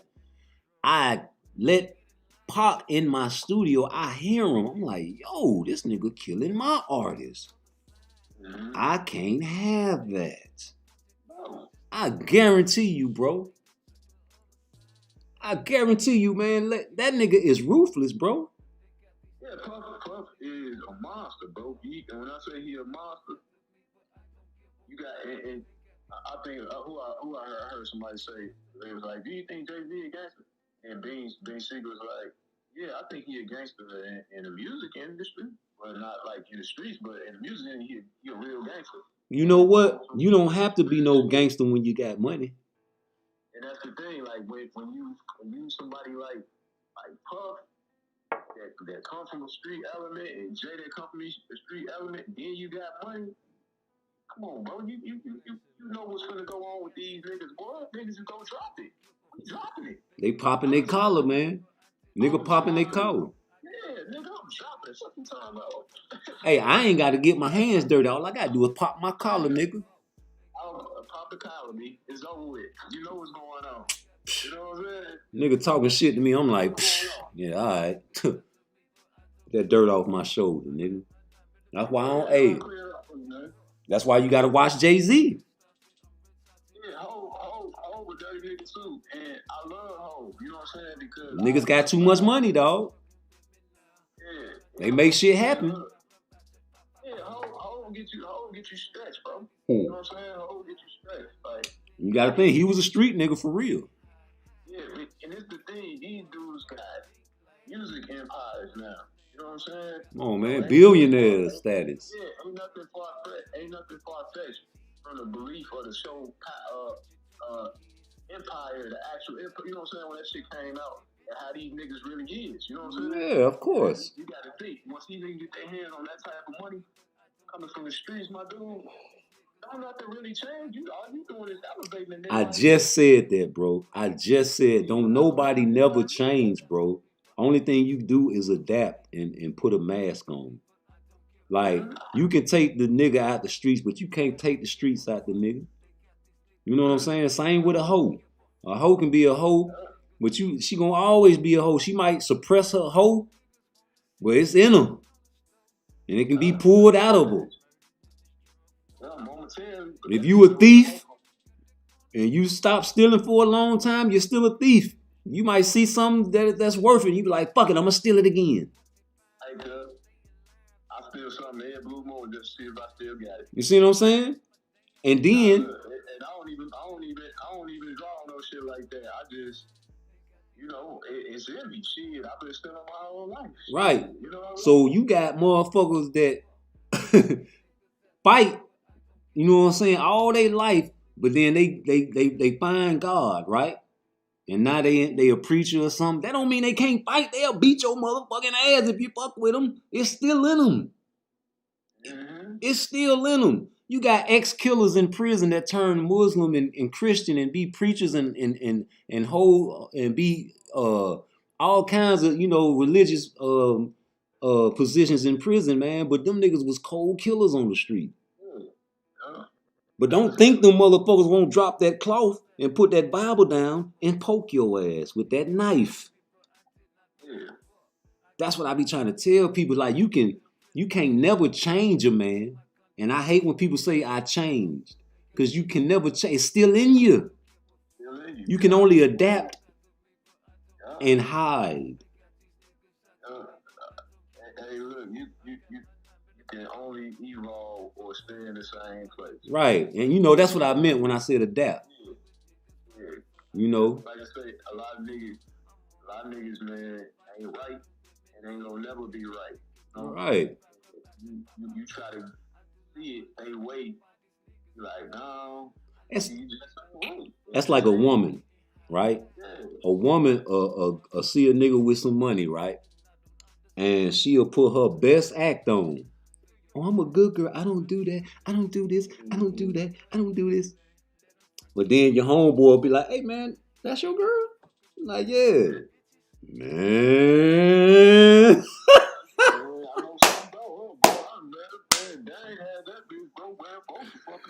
And then what she gonna say? Oh, that was in my past. That was in my past. Well, damn, bitch. You got about 50 bodies in your past. Why ain't you tell me that before we started fucking raw? Now I done put a baby in you. And now everybody, man, oh man, you done fucked my reputation up, man. So you got a lot of dudes in corporate America that can't just fuck with any female. Because they gotta bring them girls around their clientele. And if she got a fucked up felonious past, that'll be looking bad on him. Imagine if Obama wife, her past came out that she was a prostitute back in high school, or she used to, you know, do all kind of felonious shit. That'll be bad on him, bro. Look, man. What's worse on him right now is that his wife got a dick. You know I'm an idiot, so I'm gonna go ahead and say it. But Michael got a dick, man. I'm from Chicago, bro. I was outside running around. Bro, I'm not gonna lie.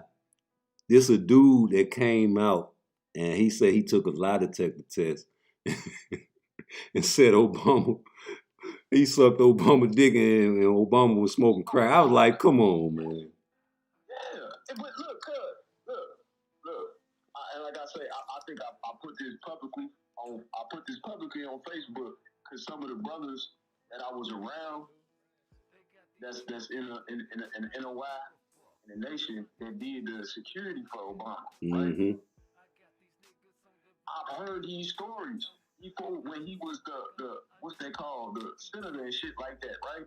So I was hearing these stories like, man, he a blame, bro. That nigga a faggot. Like he's a real faggot, bro. You know and they say Michelle is his beard.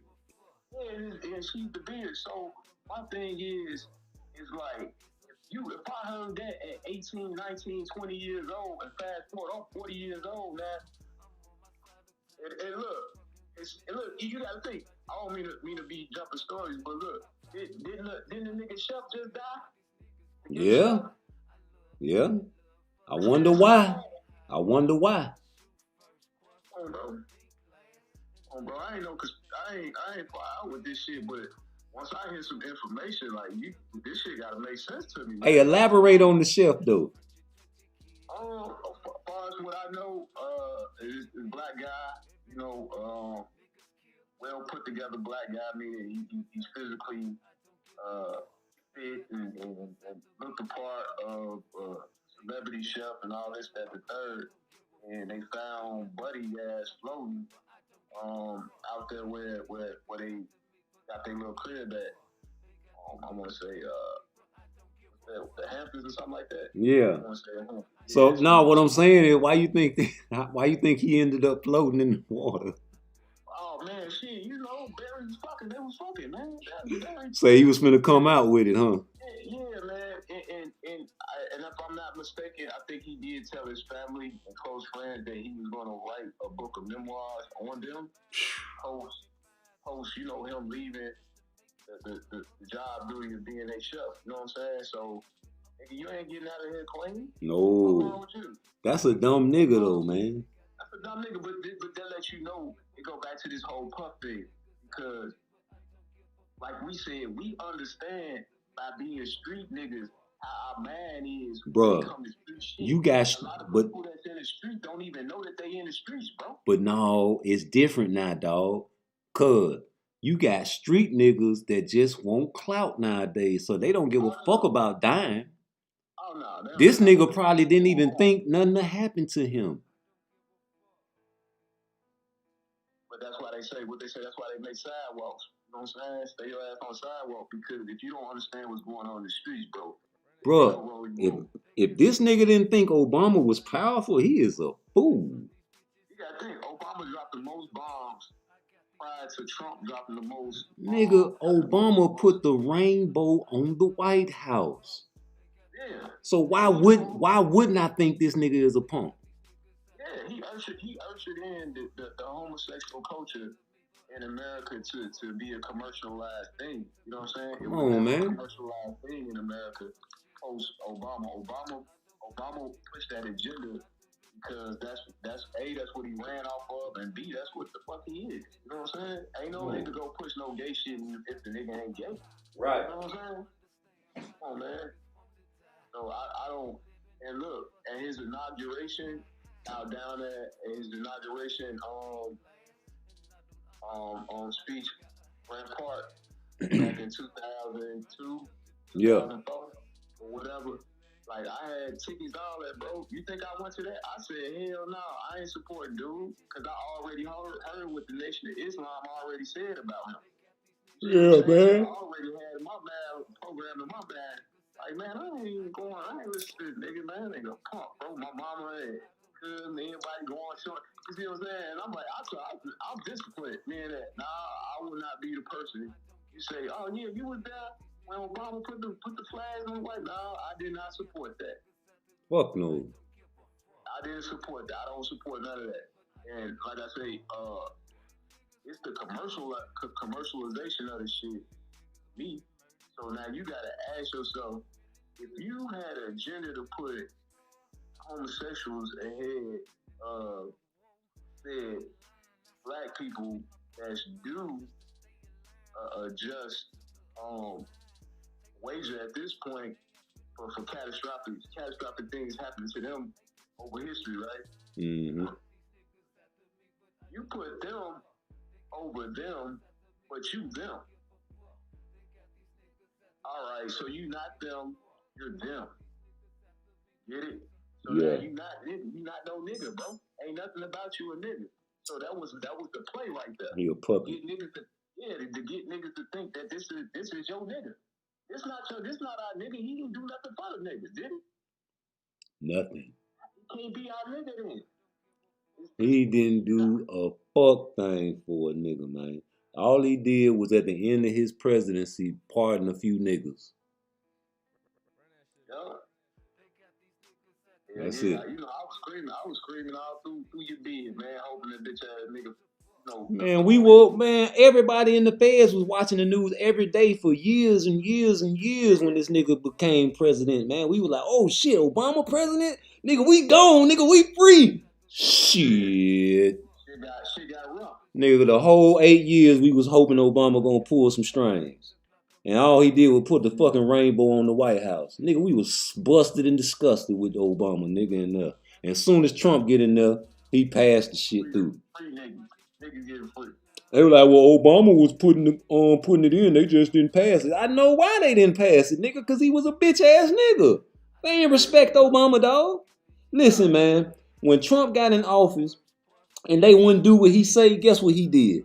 He say, fuck it, you ain't gonna do what I say? I'm gonna shut the government down. Ain't nobody gonna get paid. So we in the cell block, right? And the CO's coming in that motherfucker like, yo, long as y'all ain't killing no motherfucker in here, leave me alone. I'm finna go in the office and shut the door. Don't fuck with me. Don't slide no notes under my door telling on nobody or none of that shit. Cause they ain't know if they was gonna get paid or not. You know what I'm saying? Cause Trump was like, fuck that shit. I'm shutting this motherfucker down. And that's what Obama wouldn't do. So when he did that, he showed the motherfucker like, oh, we better give this motherfucker what he want. You understand what I'm saying? Yeah, you can't. Man, drop his nuts. Yeah, that's what I'm about to say. A coward go always posture, you know, and that's what Obama did his 8 years. He a punk. He postured his whole, I'm gonna do this, I'm gonna do that. Man, you ain't gonna do that. Yeah, he did some shit for them folks. He went over there and killed a motherfucker Man, that nigga, for nothing. That's what I'm about to say. That's what people don't know, bro. He's responsible for so many innocent deaths. Like Saddam Hussein, bro. You ain't had to kill that man. That man ain't had no weapons of mass destruction nowhere. With them drones, like, you gotta understand, Obama had the most drone strikes ever, nigga. Man, he was so proud of that Osama bin Laden murder. Nah, when he found Osama, but this was the one for me, and if you know a little something about something, you will know how Obama is the Antichrist. I don't even know fuck with nobody. Bro, he fucked us up, bro. Man, he fucked the people up for generations to come. Because look, Muammar Gaddafi wanted to start the one currency in Africa with all 56 countries in Africa, and that was called the dinar, right? And that was going to be a gold standard for the continent of Africa. That means, you know, all 56 countries would be able to trade the dinar. They still trying to do that shit with South Africa and Russia and China. Yeah, that's cool, but that ain't shit. Yeah. That don't. I'm talking about a specific thing with Africa. Africa is mineral rich. That means everybody bricks. Them niggas have to come to Africa to get out of Africa. We talking about Africa's own money and Africa's own precious resources, bro. That means Africans rule the world. So what happened was you had Muammar Gaddafi pushing this shit, right? So you got Muammar Gaddafi pushing an agenda to better the African nations, better the African people, and then come over here and reach back to who? The niggas over here. You got to think he in bed with Farrakhan. So you think he ain't thinking about niggas over here with the gold dinar? Man, bro, that didn't happen. They wasn't gonna let that happen. So when they did, it was all a government psyops, meaning that they went from Saddam to Muammar to what's the other dude over there? It's just even Iran, you know what I'm saying? But Iran got that button. Iran sitting on that motherfucking button, so they ain't gonna play with Iran. Iran's too tough. But the rest of them, they had to get them niggas out the picture because what would have happened is they would have locked the board up, meaning that it wouldn't even been no BRICS, it wouldn't have been no Brazil, Russia, none of that shit. You know what I'm saying? It'd have been just an African entity, right? You know, running the whole show. So when you look at the totality of what Obama did, you got to really understand. Look, bro, they used Obama to neutralize Africa, right? You know what I'm saying? They did that so Africa can't rise again. So now you talking about they put a nigga in office that neutralized niggas in America, neutralized niggas in the whole continent of Africa. But guess what? Everybody else woke though. All the niggas sleep. So this nigga is the what? And you gotta think, and I think about Christ, because we talking about Christos, the spirit, right? So Antichrist is the spirit, bro. Black people is all spirit, my nigga. You feel me? Yeah. So if we all spirit, if we're all spirit, and a nigga is trying to silence your spirit, that nigga is the Antichrist. He's the Antichrist. Okay. Let's switch talk. Let's switch. Yeah, go ahead, because I can get deep on Obama, bro. Like I say, it's just because I was on the scene early on, and I heard this shit, so it made all the sense to me. You know? Well, yo, what you think about this war over there in Israel? Another manufactured situation from the Zionist Jews. You know? Thank you. Cause look, them Palestinians just want their land back, bro. Yeah. They want their land back, nigga. Same with the South Africans. They told the French, they were like, we want our fucking land back. Mm-hmm. Don't you imagine the Native Americans, if they had some power, they would want America back, bro. Mm-hmm. Nobody just gonna go in your house, kick you out your house, and be like, nigga, get out your motherfucking house. Nigga, I live here now. Yeah. That's basically what you did. Yeah. So now, you got Floyd Mayweather. You got Floyd Mayweather going over there sending private jets to Israel, helping their enemy, helping the Palestinian enemy.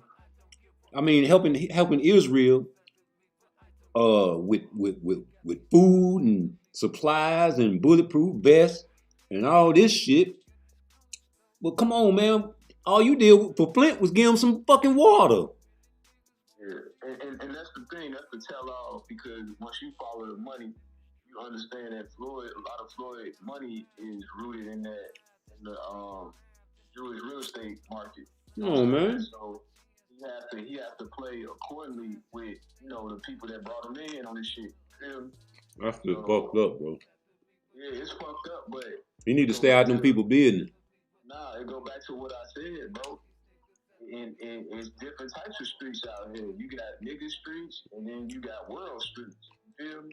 You step your ass in the world streets, you're not really understanding the world politics. My nigga, it don't matter if it happened now or 20, 30 years from now, my nigga. You go get hit. You go get hit because you didn't understand the play, my nigga. So now, just hypothetically say what you presented that Floyd information to me, because I didn't catch that.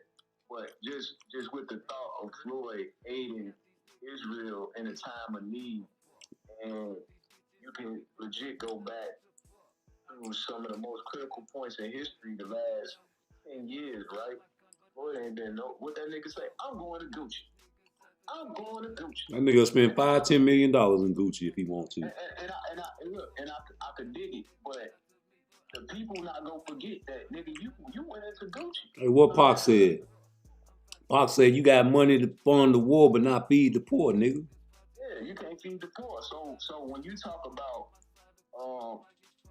niggas stepping out and living their life, living their best life in a world scope, or in a view of the people, of the public don't forget, bro. No. And what's going, and look, and this is what I think the point that I'm trying to make is that a lot of these black celebrities are gonna really have to bite the bit, bro, because we going into a time where celebrity don't mean shit, nigga. Hell Daddy is a nobody right now, nigga. Right. Will Smith is a fucking nobody right now, nigga.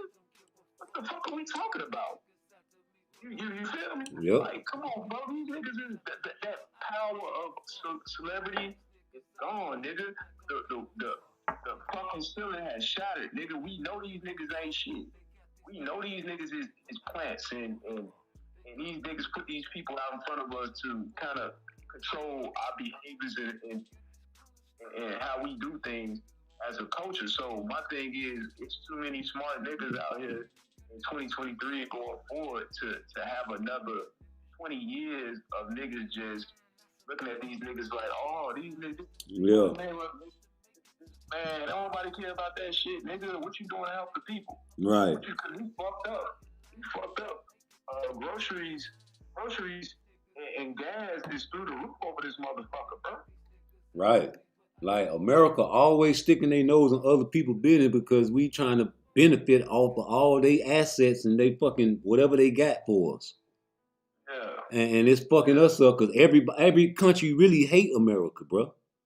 Yeah. So eventually, what you think gonna happen, bro? It's gonna be World War III. It is. We on the brink. we've been on the brink of it, and it's been happening. You know what I'm saying? Like the terrorists. Like I just and I got a deep. I don't know, man. God bless me with some shit. And we kicking over live, whatever.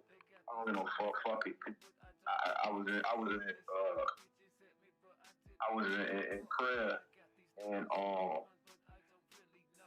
prayer, and meditation, right? Yeah. I just heard it loud and clear. Like, nigga, can't be stopped. So if I can't be stopped, I need to say what the fuck I need to say. You know what I'm saying? Even if it's rough feathers or not. Right. You know what I'm saying? So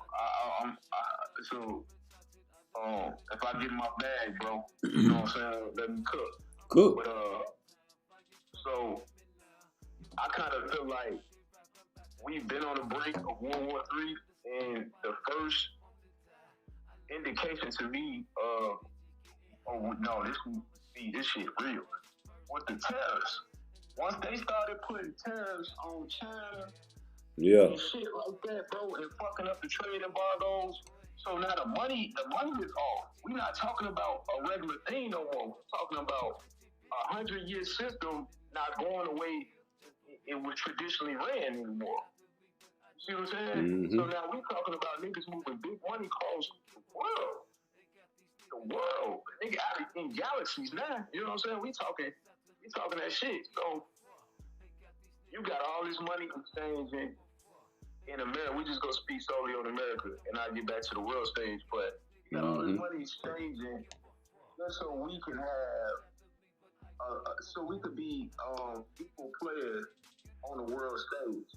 Right. And that really put the brunt on the American taxpayers. So now the taxpayers is paying for proxy wars in situations that we necessarily didn't ask for, you know, and that's the psyops that they run on the people, is that, you know, we big bad this, that, the third. We are not big bad nothing, nigga. We are last in education on the world stage at this point. I think I heard some shit the other day. These niggas 46 in the world, America 46 in the world with education. So now we talking about our borders are not protected. We talking about our kids are not educated.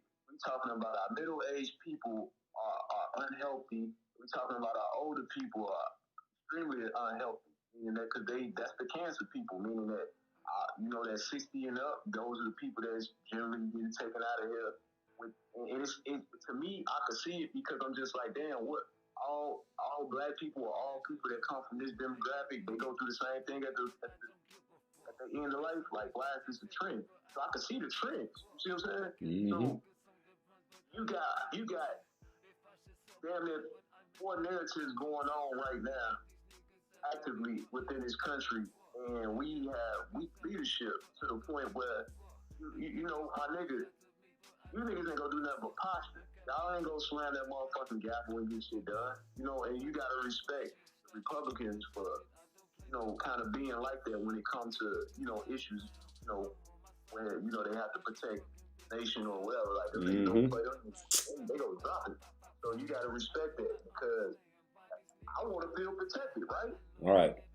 Okay, now I wanna feel protected, but didn't Obama passed the whole campaign to take away the guns, and then Biden come right in and double down on the, you know, the assault rifle. We don't need no more assault rifles because of the school shootings, et cetera, et cetera, et cetera. Mm-hmm. So now the whole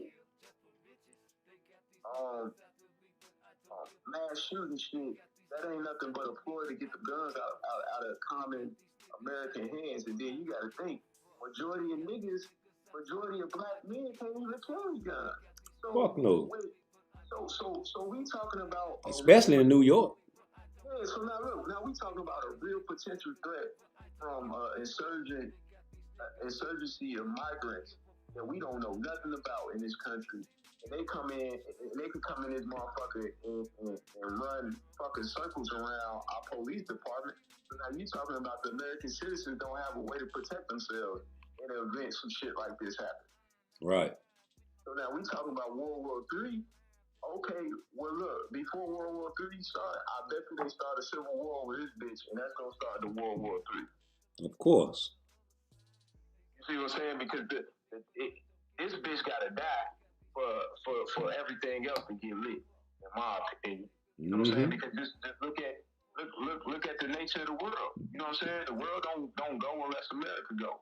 In a sense of black people, I'm gonna just say up the spirit. You know, so once they try to cap our spirit, it's over with, bro. It's been a whole campaign, and like niggas just chose not to I guess, how they spiritual lens on, and third eye, whatever the fuck you want to call your intuition, because nigga, they done ran a whole play on us. We don't cook our own food. We don't plant our own food. We don't own no land. We can't carry guns. You know what I'm saying? And now we talking about being on the brink of war. We stuck in the middle of they beef. Come on, bro. So that's what I'm saying. Like, nigga, this shit go wherever we go. So I think it just has to be a collective effort from like-minded people to kind of just continue to build, bro, and build away from these systems and these crazy ass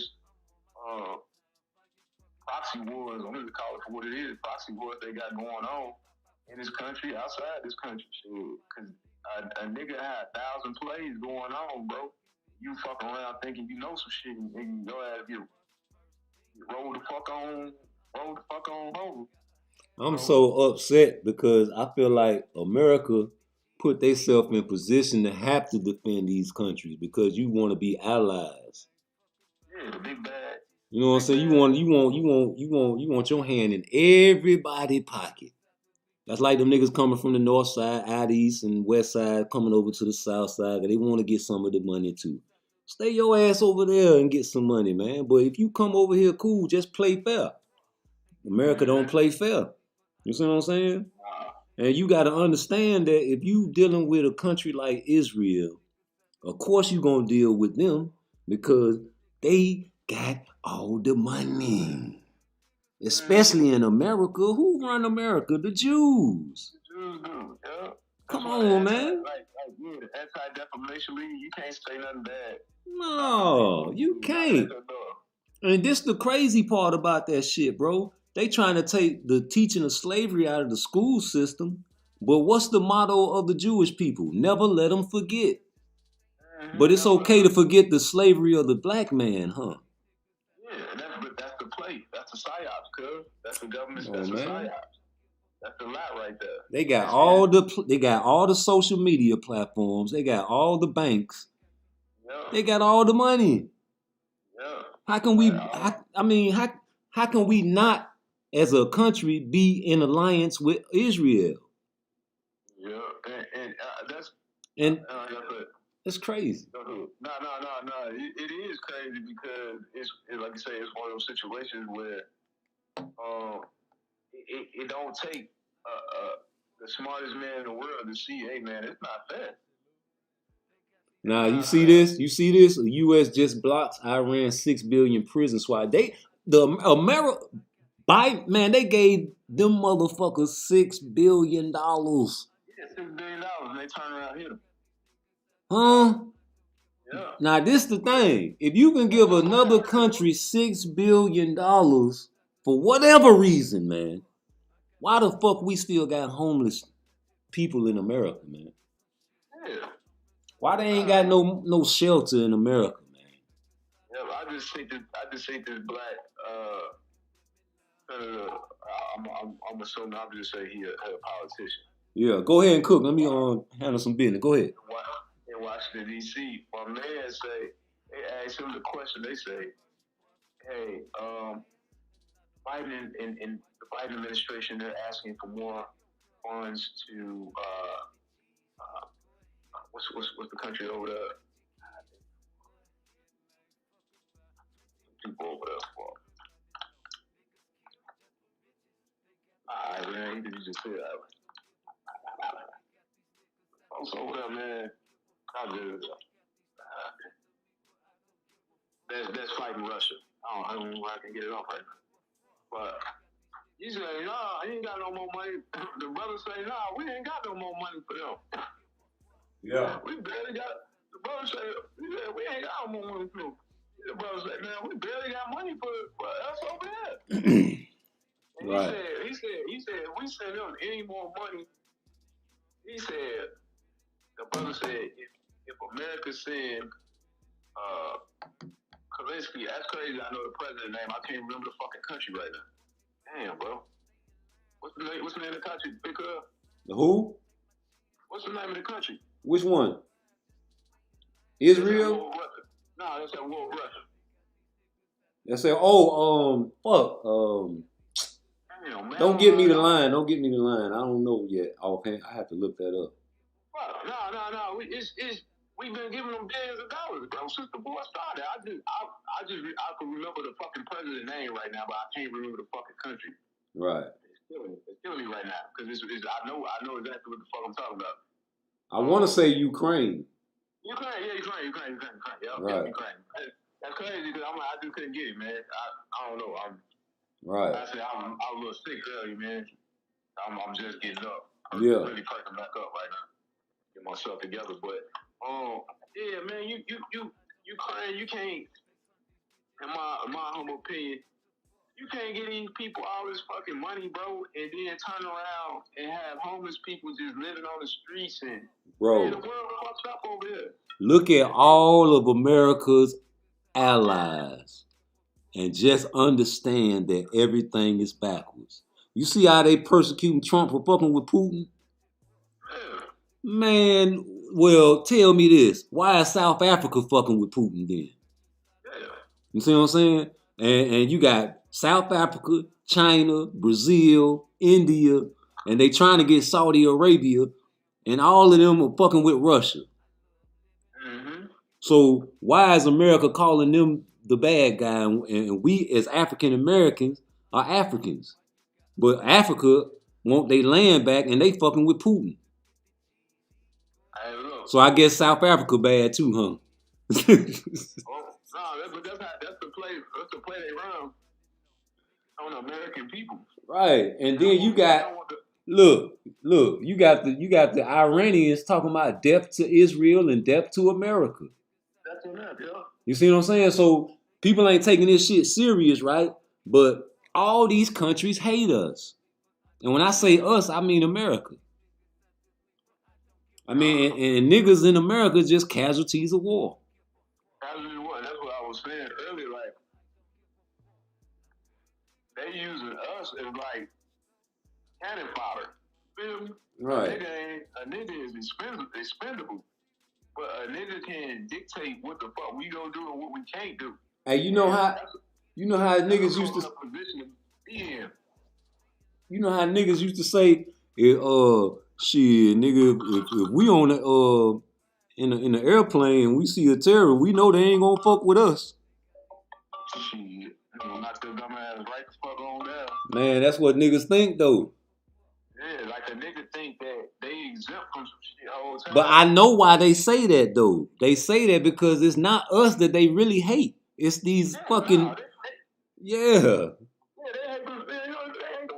But what niggas don't understand, nigga, is just because you associated with, just like a gang, even if you ain't in a gang, if you hanging out in front of that house or on that street, nigga, you associated with them, you die by association.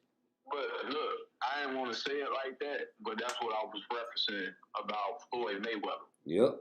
When I was going down that path about Floyd. Yep. Just hit it on the head. That's why he need to stay out these people's business.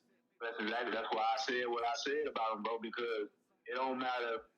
Because look, what if they have a change of heart 5 years from now? Right. Because they like to have a change of heart, right? These are devils, bro. These are not angels. We talking about devils. So right. What if these people just actually have a change of heart? What if Mr. Goldstein just wake up one day and say, I'm not feeling Floyd. I fuck that nigga. I'm gonna take all these buildings back. I'm gonna give them to my kid and you see what I'm saying? Yeah. What if that happen? It can happen. I wouldn't say it won't. It can happen. It's a huge possibility of it happening because if you think that getting in bed with them people, bro, is somewhat a healthy thing. My nigga, you don't know your history, bro. You really set yourself up, my nigga. Set yourself up. That's the play. That's the play, bro. These niggas ain't got, man. And I think about some of the American Jews. You got Hillary Clinton. You got Coach K. Look who run these social media sites. Yeah, and that's what I'm saying. You look at all American Jews, all American Jewish men and women, they run the fucking country. It's crazy, man. Like these Palestinians just want their land, bro. They want it back. So if you ain't gonna give it back, we gonna tear this motherfucker up. How about that? Yeah, and it's crazy that the whole world will be with Israel against a small, little Palestine. Man, that's just like a nigga Shaq going to fight a nigga and he got 20 more niggas with him. And that nigga going to fight Gary Cole. Yeah. And Gary Cole by himself. That's the equivalent of the shit. Shaq going to fight Gary Cole with 20 niggas. How that look? Do we want to call this shit fair? Nah, bro. I got my own, man. I have to think for myself, bro. You see that shit? 423,000 people in Gaza displaced by the conflict. Yeah. They not playing. And this is what I'm telling people, man. You think them motherfuckers ain't gonna say jihad over here in America like they did 9/11?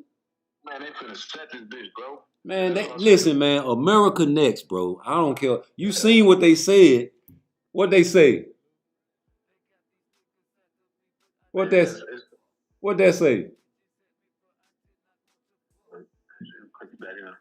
You can see it? Yeah, I can see it.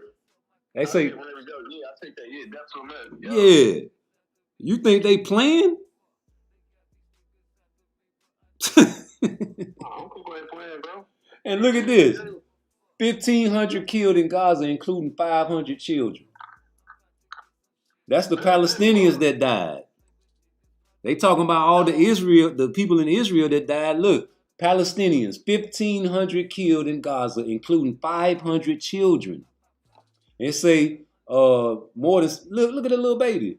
This shit crazy. But that's the thing though, cause since we had an understanding. But look what color they are though, and that'll tell you everything. Yeah, but look, this ain't nothing new to me. They the brown people. Since I was a little boy, I've been seeing this shit on TV, and it's tradition at this point. You see what I'm saying?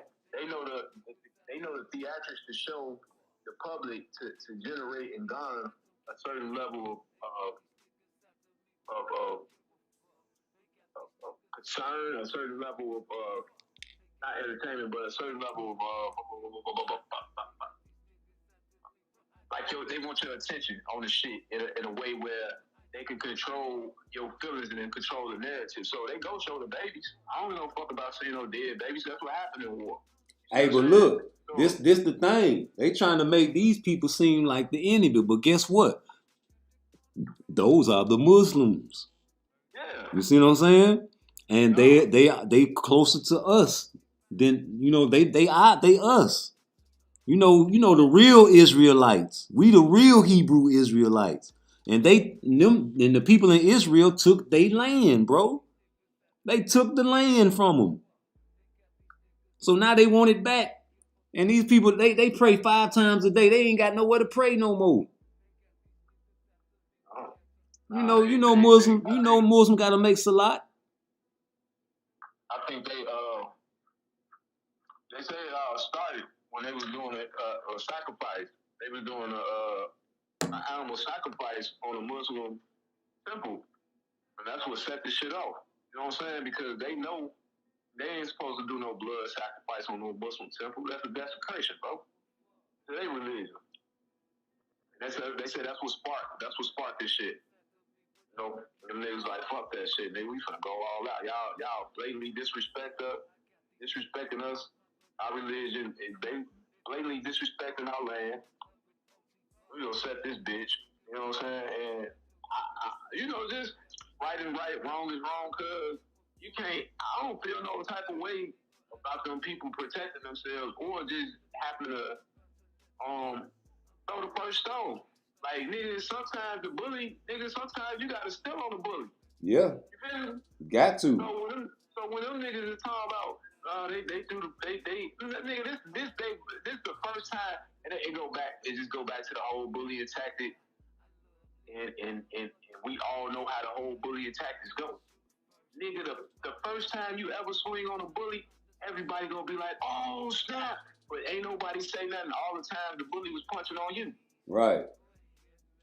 Ain't nobody in the crowd that react when the bully was punching on the little man. Niggas like, well, okay, whatever. But as soon as you throw the first punch, and don't let you hurt the nigga. Oh damn, bro, no, be cool, bro. That's like a nigga hitting a bitch.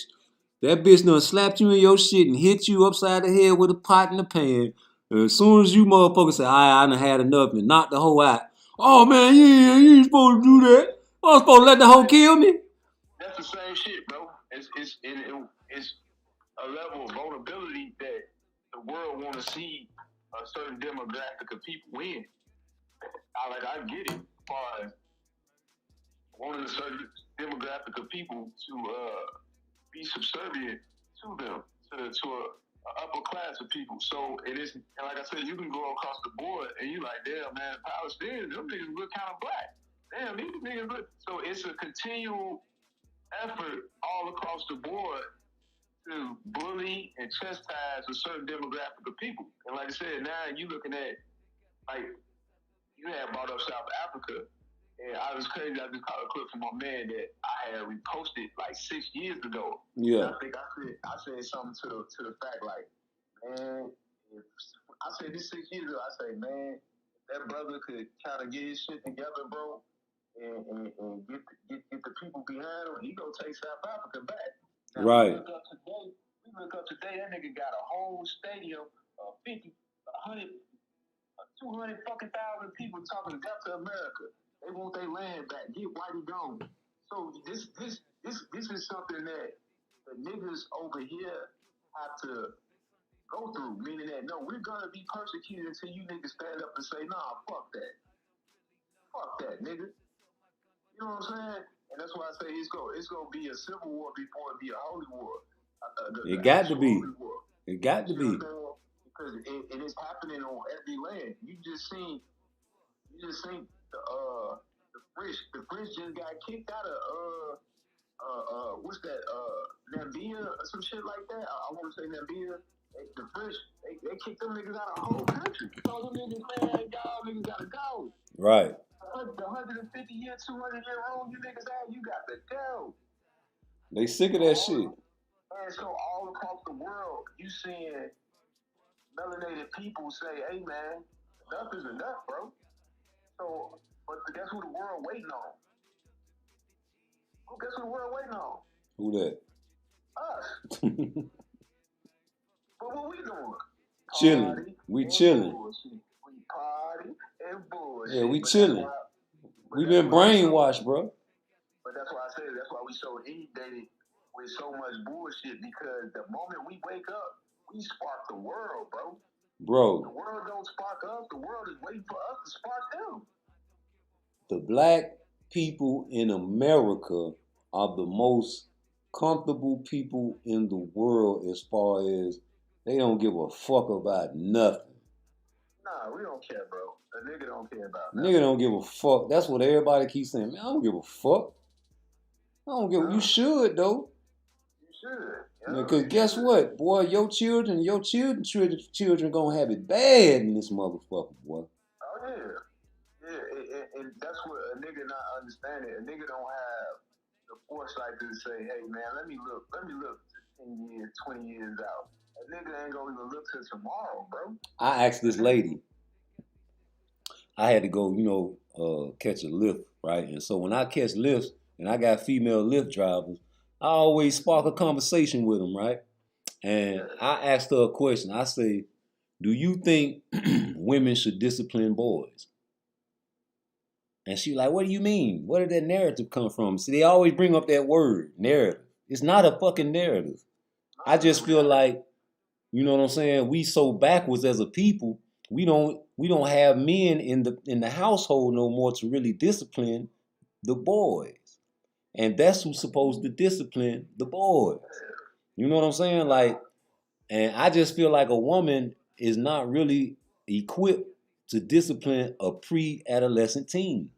Man, what usually happens when a woman disciplines a boy? A woman turns a boy into a murderer.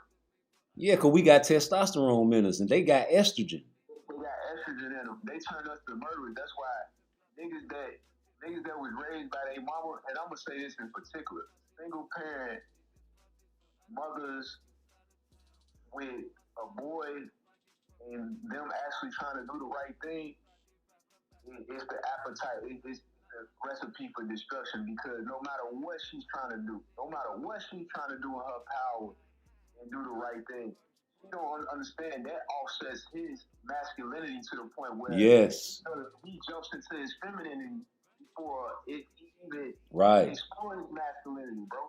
Just because, look, my mama said, nigga, this is how my mama act, nigga. That's how you gonna act. That's how you gonna act. Look, it don't even matter. And she could be a great woman, and she could discipline a kid. She's emotional, though. He's gonna be emotional just like her, brother. I'm emotional. And that's why I be like, yo, I understand now. And as a man, I have to control my emotions. But that's why you got a lot of homicidal maniacs out here. You got a lot of homicidal because women don't understand that boys have testosterone. And that shit creates killers. Because if I'm emotional like my mother, but I have testosterone in me, bro, I can't take that out there in the streets and expect a motherfucking good outcome. No, it's a recipe for destruction, bro. So that's why it's important to have a man figure in a young boy's life, bro. Because if you don't have some, they gonna run wild. They gonna run wild, bro. They gonna run wild, bro. There's nothing you can do about it. And the way this shit set up nowadays, they made it where, you know what? Don't even be no murderer. Go suck a dick. Hey, listen, they do not want men to be men no more. You just heard what I said. You know what? Forget all the thug stuff. Just go be gay. Yeah, and not even just gay. Not even just gay. They just want niggas to be humble. They want men to be humble. But it's the opposite.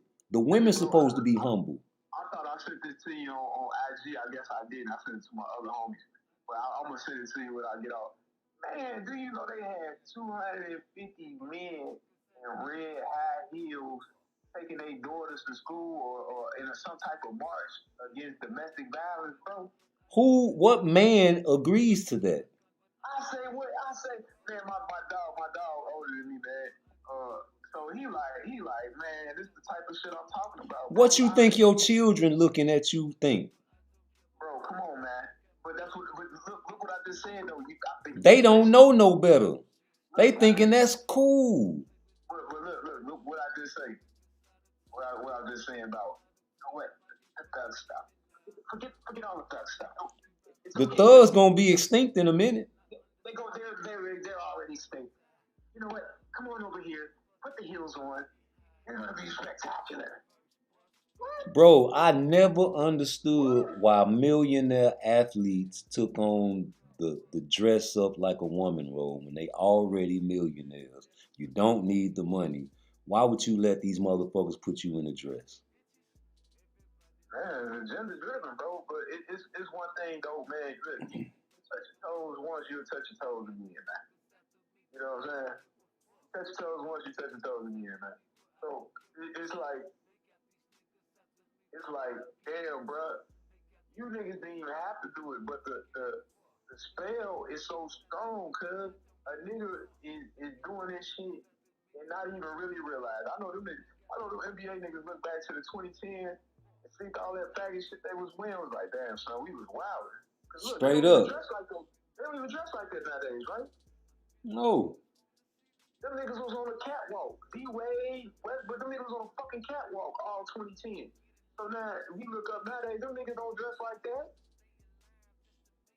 So bro, who designed that? Who told you niggas that this was it? Why in the world would a boxer like Gervonta Tank Davis have a green purse going into a fight? You a tough guy. I guarantee you he didn't buy that purse. I guarantee you, like a lot of these celebrities get shit offered to them and they pay them to wear their clothing and all of that shit and they donate shit to them. Man, I don't got Tank buying no fucking purse. But I see a lot of men now wearing the purse bags. Oh, yeah. But this purse that he had was an actual purse, not a purse bag. Like the shit you wear over your shoulder, but this is one like a woman would wear. Fucking right, one of them little bitty old purses. It was all green, had a green strap. I'm like, yo, what the fuck is this nigga wearing, yo? I could see if it was one. I don't even like that. Like even when they first came out with the fanny packs, niggas was like, I ain't wearing no motherfucking fanny pack, dog. My daddy had one of the motherfuckers. I was like, man, I was laughing at him. I'm like, damn, Pop, what the fuck is that? You know what I'm saying? But people, like, Kitty bought it for him. You know what I'm saying? So, you know, my dad, he laid back. He ain't on that shit. He smoke his cigarettes and go to church, man. You know what I'm saying? But, yo, God bless the dead. But, yo, I'm like, why is Tank wearing a fucking purse, bro? I know why they want you to wear the purse, because you a nigga from Baltimore, from the hood. You got a lot of tattoos, and you kick ass, you knock motherfuckers out. And we can get you niggas wearing look at Lil Baby. Yeah. Look, you went to that fucking party and them two punks held him from the front and the back. Yeah, sandwich, boy. Come on, man. I can't even go to a party like that and let a motherfucker hug me like that and be smiling and laughing after that shit. And you niggas got me on picture and on camera hugging me, and y'all niggas think this shit funny? Like they think that shit funny, bro. Yeah, that shit funny. Ain't nothing funny about calling yourself out for corporate interest, bro. And like I say, I got my feelings about the shit, and you know my position with what I got going on in the industry, being that my duty to tell blood and them is that, bro, y'all gotta stay grounded. You know, y'all niggas is full-fledged street niggas, right? In the industry. Nigga, you don't get, you didn't have no money when you came in this bitch. Right. So all the money you get leaving out this motherfucker, it's a double up either way. And I say that because you shouldn't have to lose yourself in an industry that's as corrupt as it is, knowing that you a street nigga. Because you're a street nigga, you know it. You know everything about where you at, what you doing, how you coming, where you going, right? Right. So you shouldn't have no questions about the money. That means money rule you. You feel me? And that's not being a man, and that's just not setting an example for other men to have the courage to be like, nah, man, move y'all soft ass on, man. We ain't adhering to no Jewish rules. We ain't gotta sacrifice our people, nigga. We ain't gotta touch our toes. You know what I'm saying? Right. Fuck that. You know, and it's one of the things where a nigga play that game with them people, and it'd be like, you know, who play that game with them, and everybody know that's in the hood, know, the real jump for us. Yeah. You know, so it's like you get in bed with them Jews, bro, and like I said, I don't give no fuck. I'm speaking my mind, speak my truth. I just feel like they have enough.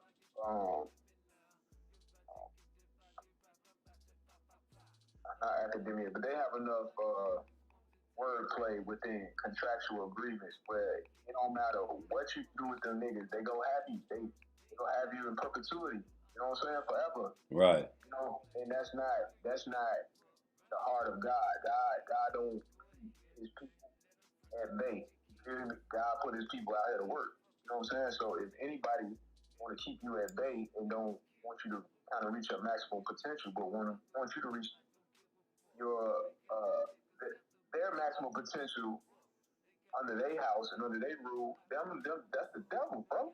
Hell yeah. That's the devil. That is the devil, bro. So for me, I'm like, it ain't rocket science. You know, when looking at certain shit, you know, so when we talk about the Israeli conflict and the Jewish interest or the Jewish stake in America, bro, man, you can't look at this shit and be like, was this a fair come up? Right. You know, and then you gotta be like, well, in the world streets ain't nothing fair, right? All right, well, if ain't nothing fair, then what the fuck we doing about it? Get it? Yep. What the fuck we gonna do about it? You know what I'm saying? So I'm not in a place where I'm debating. I'm a builder, bro. So with my man, I feel like shit. If I got a great understanding about something, I'm not gonna sit up there and marvel at my understanding. Now that's mental masturbation. Right. You know what I'm saying? I don't mentally masturbate on my own recognizance. You know what I'm saying? I Right. go do something. You know what I'm saying? I'm ready to do something. I'm ready to do something. So if a lot of niggas not like that, you know what I'm saying? Hell no. A lot of motherfuckers gonna be real in for a rude awakening, man, when the motherfuckers bring these robots over here. Yeah. But then where you gonna work and how you gonna eat, how you gonna fend for yourself, what you gonna do? You can't grow no food. You don't know how to kill no chickens and gut them. You don't know how to do none of these things, man. You barely know how to motherfucking survive with everything that we do have today. A bitch can have a microwave and a stove and don't even know how to cook in the microwave. Yeah, bro, you know I cook in the microwave. Ain't that shit crazy? Come on, bro. We doomed.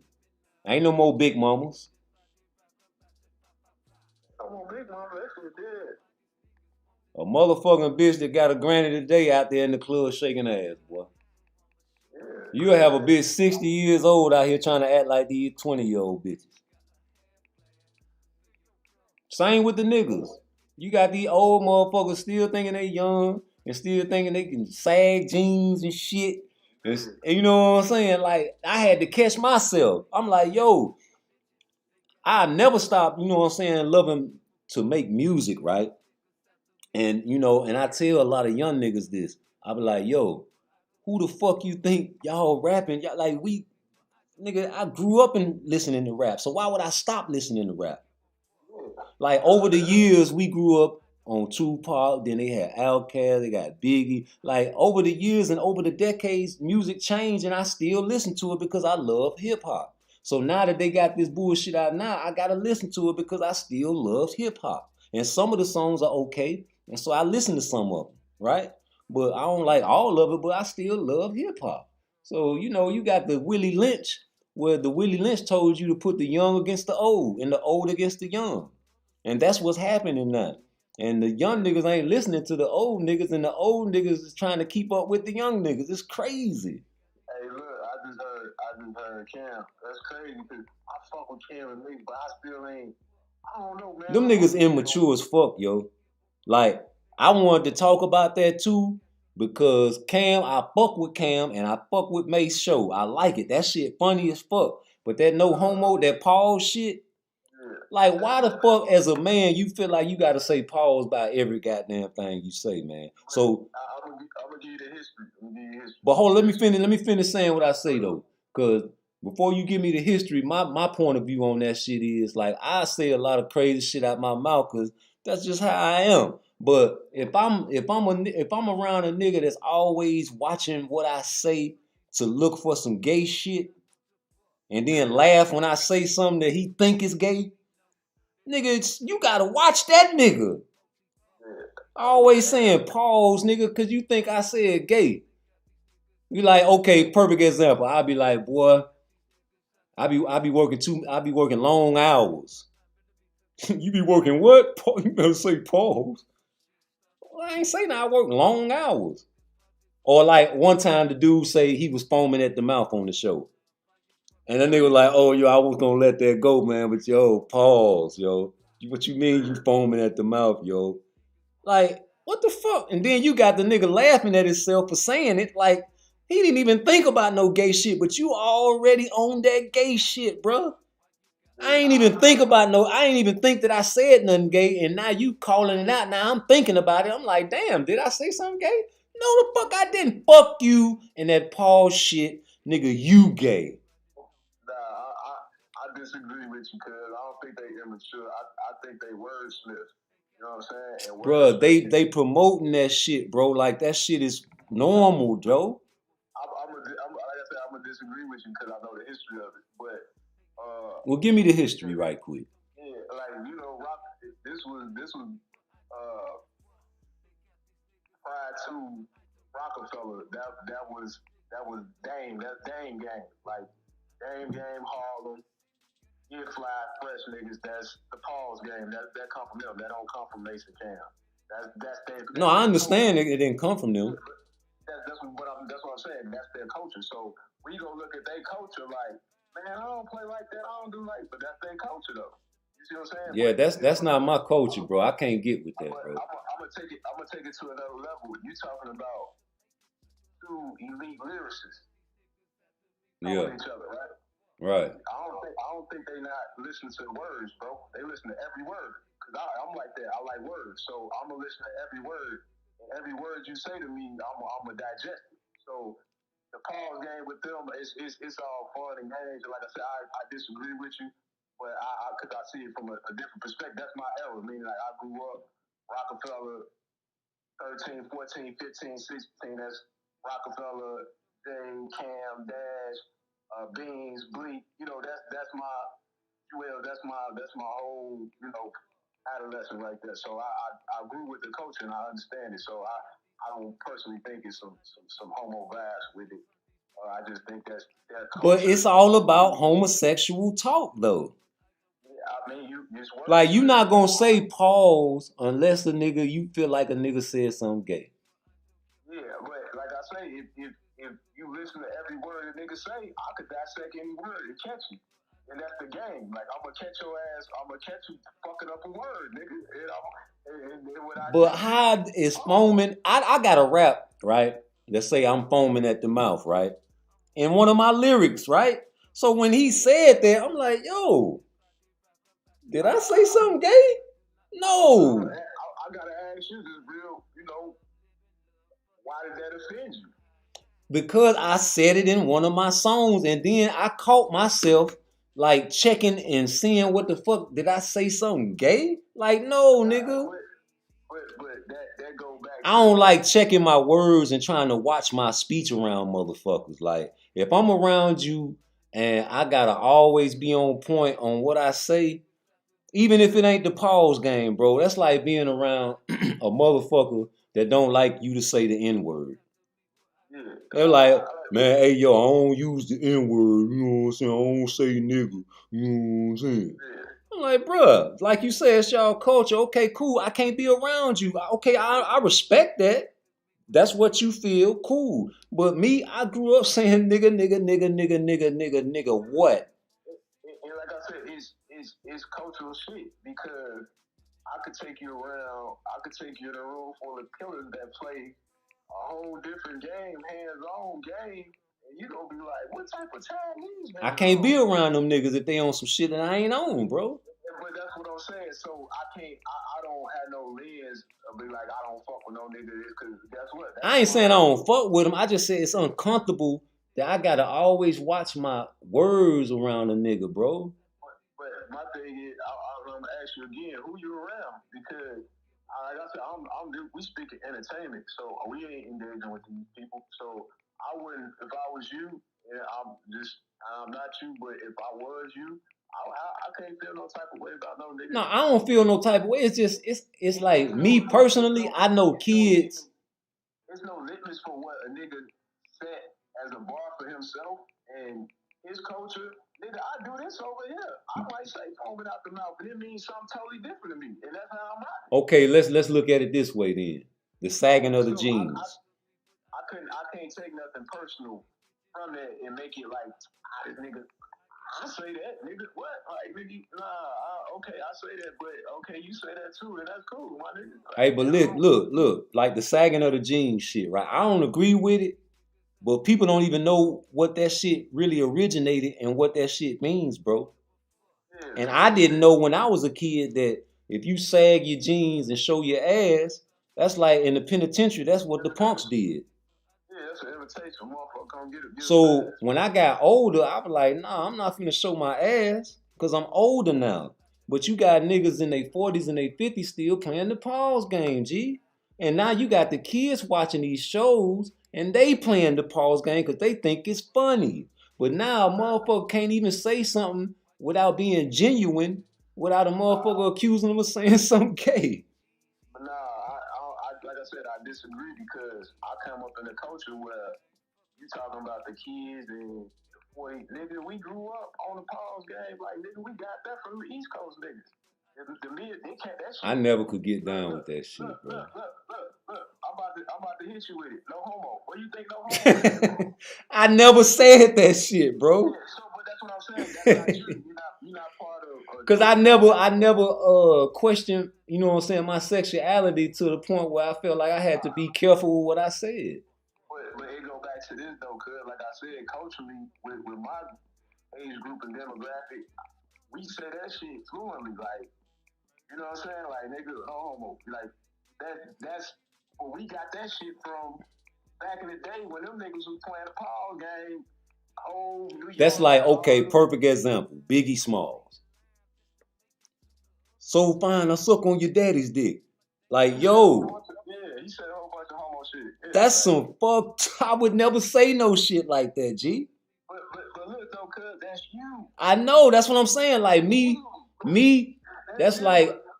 But look, this the thing. Biggie saying it, and you saying it two different things. Bro, just for a nigga even saying some shit like that, I'm like, yo, you wow, you a shock jock, nigga. You trying to get attention. But that's what made. But look though, that's what made, in my opinion, that's what made hip hop fun.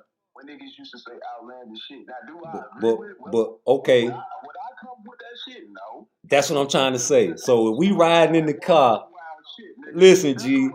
Listen, cuz, if we riding in the car and that song come on, we singing word for word, you gonna sing that part of the song? Nah, I never do. Did I say that shit off the bar? I never say that part. Never. Never. On some real shit, I'm laughing right now because I got a cousin that always sung that part. Oh, I'll be making fun of that nigga every day, dude. Hey, look. Same nigga I got a problem with today. And I'm like, damn, that's what it is. That's what it is, nigga. Come on, I chose to stand tall, and you chose to bend over, nigga. Damn, bro. But a nigga ain't gonna never omit shit like that, and that's why I say I know I got a different temperament to where that shit don't abrase me like that. You know what I'm saying? To the point where, oh, this nigga said some gay shit, nigga. Okay, he said some gay shit, but this nigga over here doing some gay shit. Right. Hey, hold up, bro. This motherfucking TV too goddamn loud. Let me see something right quick. Hold on. All right, there we go. I got on this UFC shit. Yeah, you know how that shit go. You know, truth and reality, that's, like you said, it's two different things. Because a nigga could say some homo shit like that. But look, Puff Daddy over there really fucking niggas. Biggie said some gay shit, but Puffy really fucking niggas. What Beanie said gay? Nah, you know that you look so good. I fuck on your daddy. Oh, you say Biggie, yeah, Biggie. I thought you said beans. I thought you said beans. I never heard Beans say nothing like that. No, Beans, what? Nigga, what? You ain't never, man, Beans got some shit, bro. Nah, like I said, I grew up on the mixtape circuit, meaning like my consumption of music to where I had my own view of it. It was the whole Rockefeller, Dipset era, you know, G-Unit, that shit, bro. Like that was. And you know what? And I kind of see, like, I always fuck with Cameron, right? And niggas used to make fun of Cam because he used to wear the pink, right? And I'm like, nigga, that shit fly. You know what I'm saying? So I was with him on that. You know what I'm saying? But when they start coming with the part, I'm like, come on, y'all overdoing that shit, G. Everything a nigga say, I'll be uncomfortable to be. That's just me personally. Like I said, you know, I'll be uncomfortable because I'll be like on my P's and Q's, knowing they just having fun with me. But I can't let them niggas catch me slipping, right? And therefore, I have to alter my speech, and I don't like that. Yeah, but I guess it like from the outside looking in, you know, that's the you know, you got two niggas that politic like that, and then when you turn the cameras on, that shit don't do nothing but elevate. You feel me? Yeah, so man. In real time, it might just be some light shit, but when that camera on, oh nigga, I gotta get your ass, bro. I got pause. I gotta get your ass. See what I'm saying?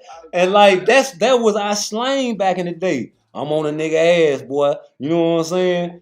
Yeah, nigga, bring your punk ass over here. I'll beat your motherfucking ass. You know what I'm saying? Nigga say he'll beat your ass nowadays. Pause. Yeah, but like I say, you gotta bring your pussy ass over here. I'll beat your motherfucker. Pause. I can't go through that, man. Yeah, but what I personally see, like I say, is demographic. Like you niggas in the South don't talk like the niggas on the East Coast. The niggas on the East Coast don't talk how we talking. Nah, you got niggas down here doing that dumbass shit, bro. The niggas in the Midwest don't talk how the niggas on the West Coast talk. So I understand dialect is different. And then you got all the women out here claiming every nigga is gay now. Cause if they don't do something you like, the first thing they do is try to defame your character by saying you gay. That's the new thing now. You know that's like second nature to a bitch nowadays. You know what I'm saying? The whole time, a hoe don't even know that you drawn out. Just off the street, bitch, you just can't live up. You can't live up to the medal. So you'll put it on a nigga like a nigga faggot or some shit all the time, bitch. You just can't live up to the plate. Right. Shit. Like a bitch, that's what we call. That's just what we call a weak ass bitch. You know what I'm saying? Oh, it's a lot of weak ass, punk ass bitch. Yeah, it's a lot of weak ass bitches out here nowadays to the point where you gotta look at when they do shit like that. You know, you a weak ass hoe. Yeah. Well, it's hard on the yard, boy. I feel for the youth. I feel for the youth to even try to find a wife nowadays. Look, nigga, I share my screen with you right now. I was just hitting a little bit back, right? I say, are you acting funny? I say, you acting funny because you got a little boo-boo now, huh? See, how you know? I say, bitch, y'all blocked me in at Chick-fil-A the other day. Guess what this hoe say? What? That was you. Yeah. Oh my God. I was all in that car looking. I was trying to figure out who that was. You just told me you got a new. Oh. You know what I'm saying? Like, it's cold out here, baby. Yeah. So when I think about a bitch, like a weak ass bitch, a weak ass bitch don't always be a weak ass bitch. You know what I'm saying? So me learning that, bro, I just try to navigate, cuz. You feel me? Like I try not to waste too much time on moments in life anymore, figuring out what a motherfucker go do or what they ain't go do. Yeah. Once you show me enough to convince me, oh, this what's up, this what it is, that's what it is. I ain't gonna. And that's why I used to fuck with Cam though, because he was confident with the pink. He wasn't worried about what a motherfucker was saying about him wearing no pink. But now all of a sudden, it's pause. Like you worried about what motherfuckers think. Like, nah, nigga, you wear pink, nigga. Pause. Dipset and Cam, you know, they culturally, you gotta think, bro. Outside the music, niggas still dress like them. They set the tone for dressing. They set the tone for the whole style, all that. No, I'm just saying he used to wear pink, and you know pink is affiliated with feminine, right? So when he wore it, niggas was calling him gay and all that shit, but he didn't give a fuck. He kept wearing it, right? And now all of a sudden you care about what a motherfucker say, what come out your mouth. Man, no. I believe they just doing that shit to amp the show up, though. But you just heard me say that, cuz. Yeah. I didn't say that. But you got niggas doing it in real life, though, in the streets. That's them niggas. Shit, them niggas get paid for it. Them niggas get paid for it.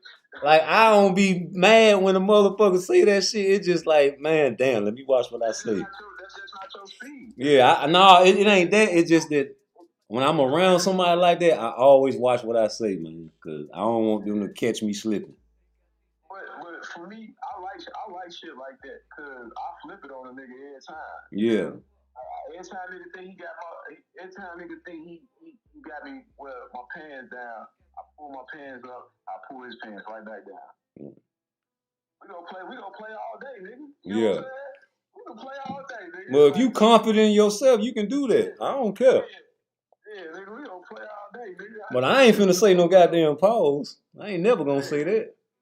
Yeah, that's like I said, that's culture shit. You know that what's for you, what's for you. Hell no, fuck that shit, But man. I think because we was going to the bag about the young niggas. Yeah. But, and the reason why I reference Cam because he got a little clip out right now. He say, man, I miss how basketball was back in the day. Mm-hmm. And niggas used to just go at each other, bro. It ain't like that nowadays. These niggas like hold up on each other and shit like that. And then they get mad at an old nigga for saying like, yo, y'all niggas ain't going at each other, y'all ain't aggressive and shit like that. He was like, let me tell y'all niggas something right now. Hey, look, I'm old enough to fuck your mother and your baby mother. Oh. Look, I still look young because you niggas do drugs. And I still look young, and I'm still getting this motherfucking money. So you can't tell no old nigga to fall back and what you can't censor no old nigga, bro. Especially an old nigga with some paper. Who the fuck gonna tell me like just like I'ma just use you as that? What the fuck? Who the fuck is Party gonna tell me to stop saying pause, nigga? Nah, I ain't gonna never tell a nigga to stop saying that. I'm just not finna alter my words. I'm just saying, like from where dude was coming from. Yeah. So they're like, nah, nigga, I ain't what are you talking about, nigga? I'm gonna say what the fuck I'm gonna say. Yeah, you fucking right. So, but the young niggas, they got a problem with niggas saying that shit. But it was funny how he was saying it, like, nigga, y'all got a problem with me critiquing basketball. All I'm saying is raise the level of competition back up. Go at each other. But y'all taking it personal. And if y'all taking it personal, nigga, hey, look, we can get personal because look, what that nigga say, I still look young. I know I got old, at least I still look young, but you niggas look old because y'all on drugs. Right. And I still get money. Y'all money still come to me like that. You know what I'm saying? So it's one of the things where when you get older in time, and just think about what you're saying and segue and to the young man shit from the mother shit, you get older in time, it's really your job as a black man to keep shining on these niggas, bro. Hell yeah. What the young men got to look forward to if they don't see a nigga that been through the struggle they going through? That's why I lead by example, nigga. I don't say all that shit. I just say what I say and I meant what I say. Yeah. Nah, it's just leveling up. You feel me? Hell yeah. You got to be an example for leveling up. You know. So for me, when I see young disenfranchised men come from women that's they ain't handling right and shit like that. Yeah, all I could do is just show you I come from the same shit you come from. I was a bitch ass nigga just like you. I think the world fucked up just how you did, but I navigated, I pivot. So for me, just getting better, man. And like I said, I'm echo Cam again. Like nigga, I'm getting older, but nigga, I'm old enough to fuck your mama and your baby mama. Oh. So the level of respect a nigga should have for a nigga, a real stand up nigga. It gotta be that because guess what? You fuck around. Hey man, I'll be over here. Knock your mama and your grandmama off, and your baby mama, nigga. Hell yeah.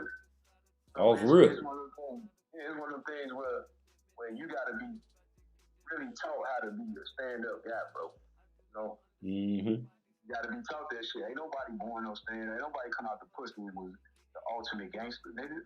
Fuck, hell no, that shit don't happen like that. Niggas get groomed to be certain type of men in this world. I'm learning it's certain type of men that go do, and it's certain type of men that's not go do. You know? Mm-hmm. So it go back to I guess my narrative, or not my narrative, but my point of the streets, like the sidewalk shit, like and I'm speaking for myself because nigga, you know how many times I jumped off the sidewalk. And got hit. Boom, boom, boom, boom, boom. I stay my ass on the sidewalk. Mm-hmm. I learn how to drive. You feel me? Yep. It's one of them things, man. Just life, bro. Life, man. Hey, Cuddy Cuz moving out there, man. Darius.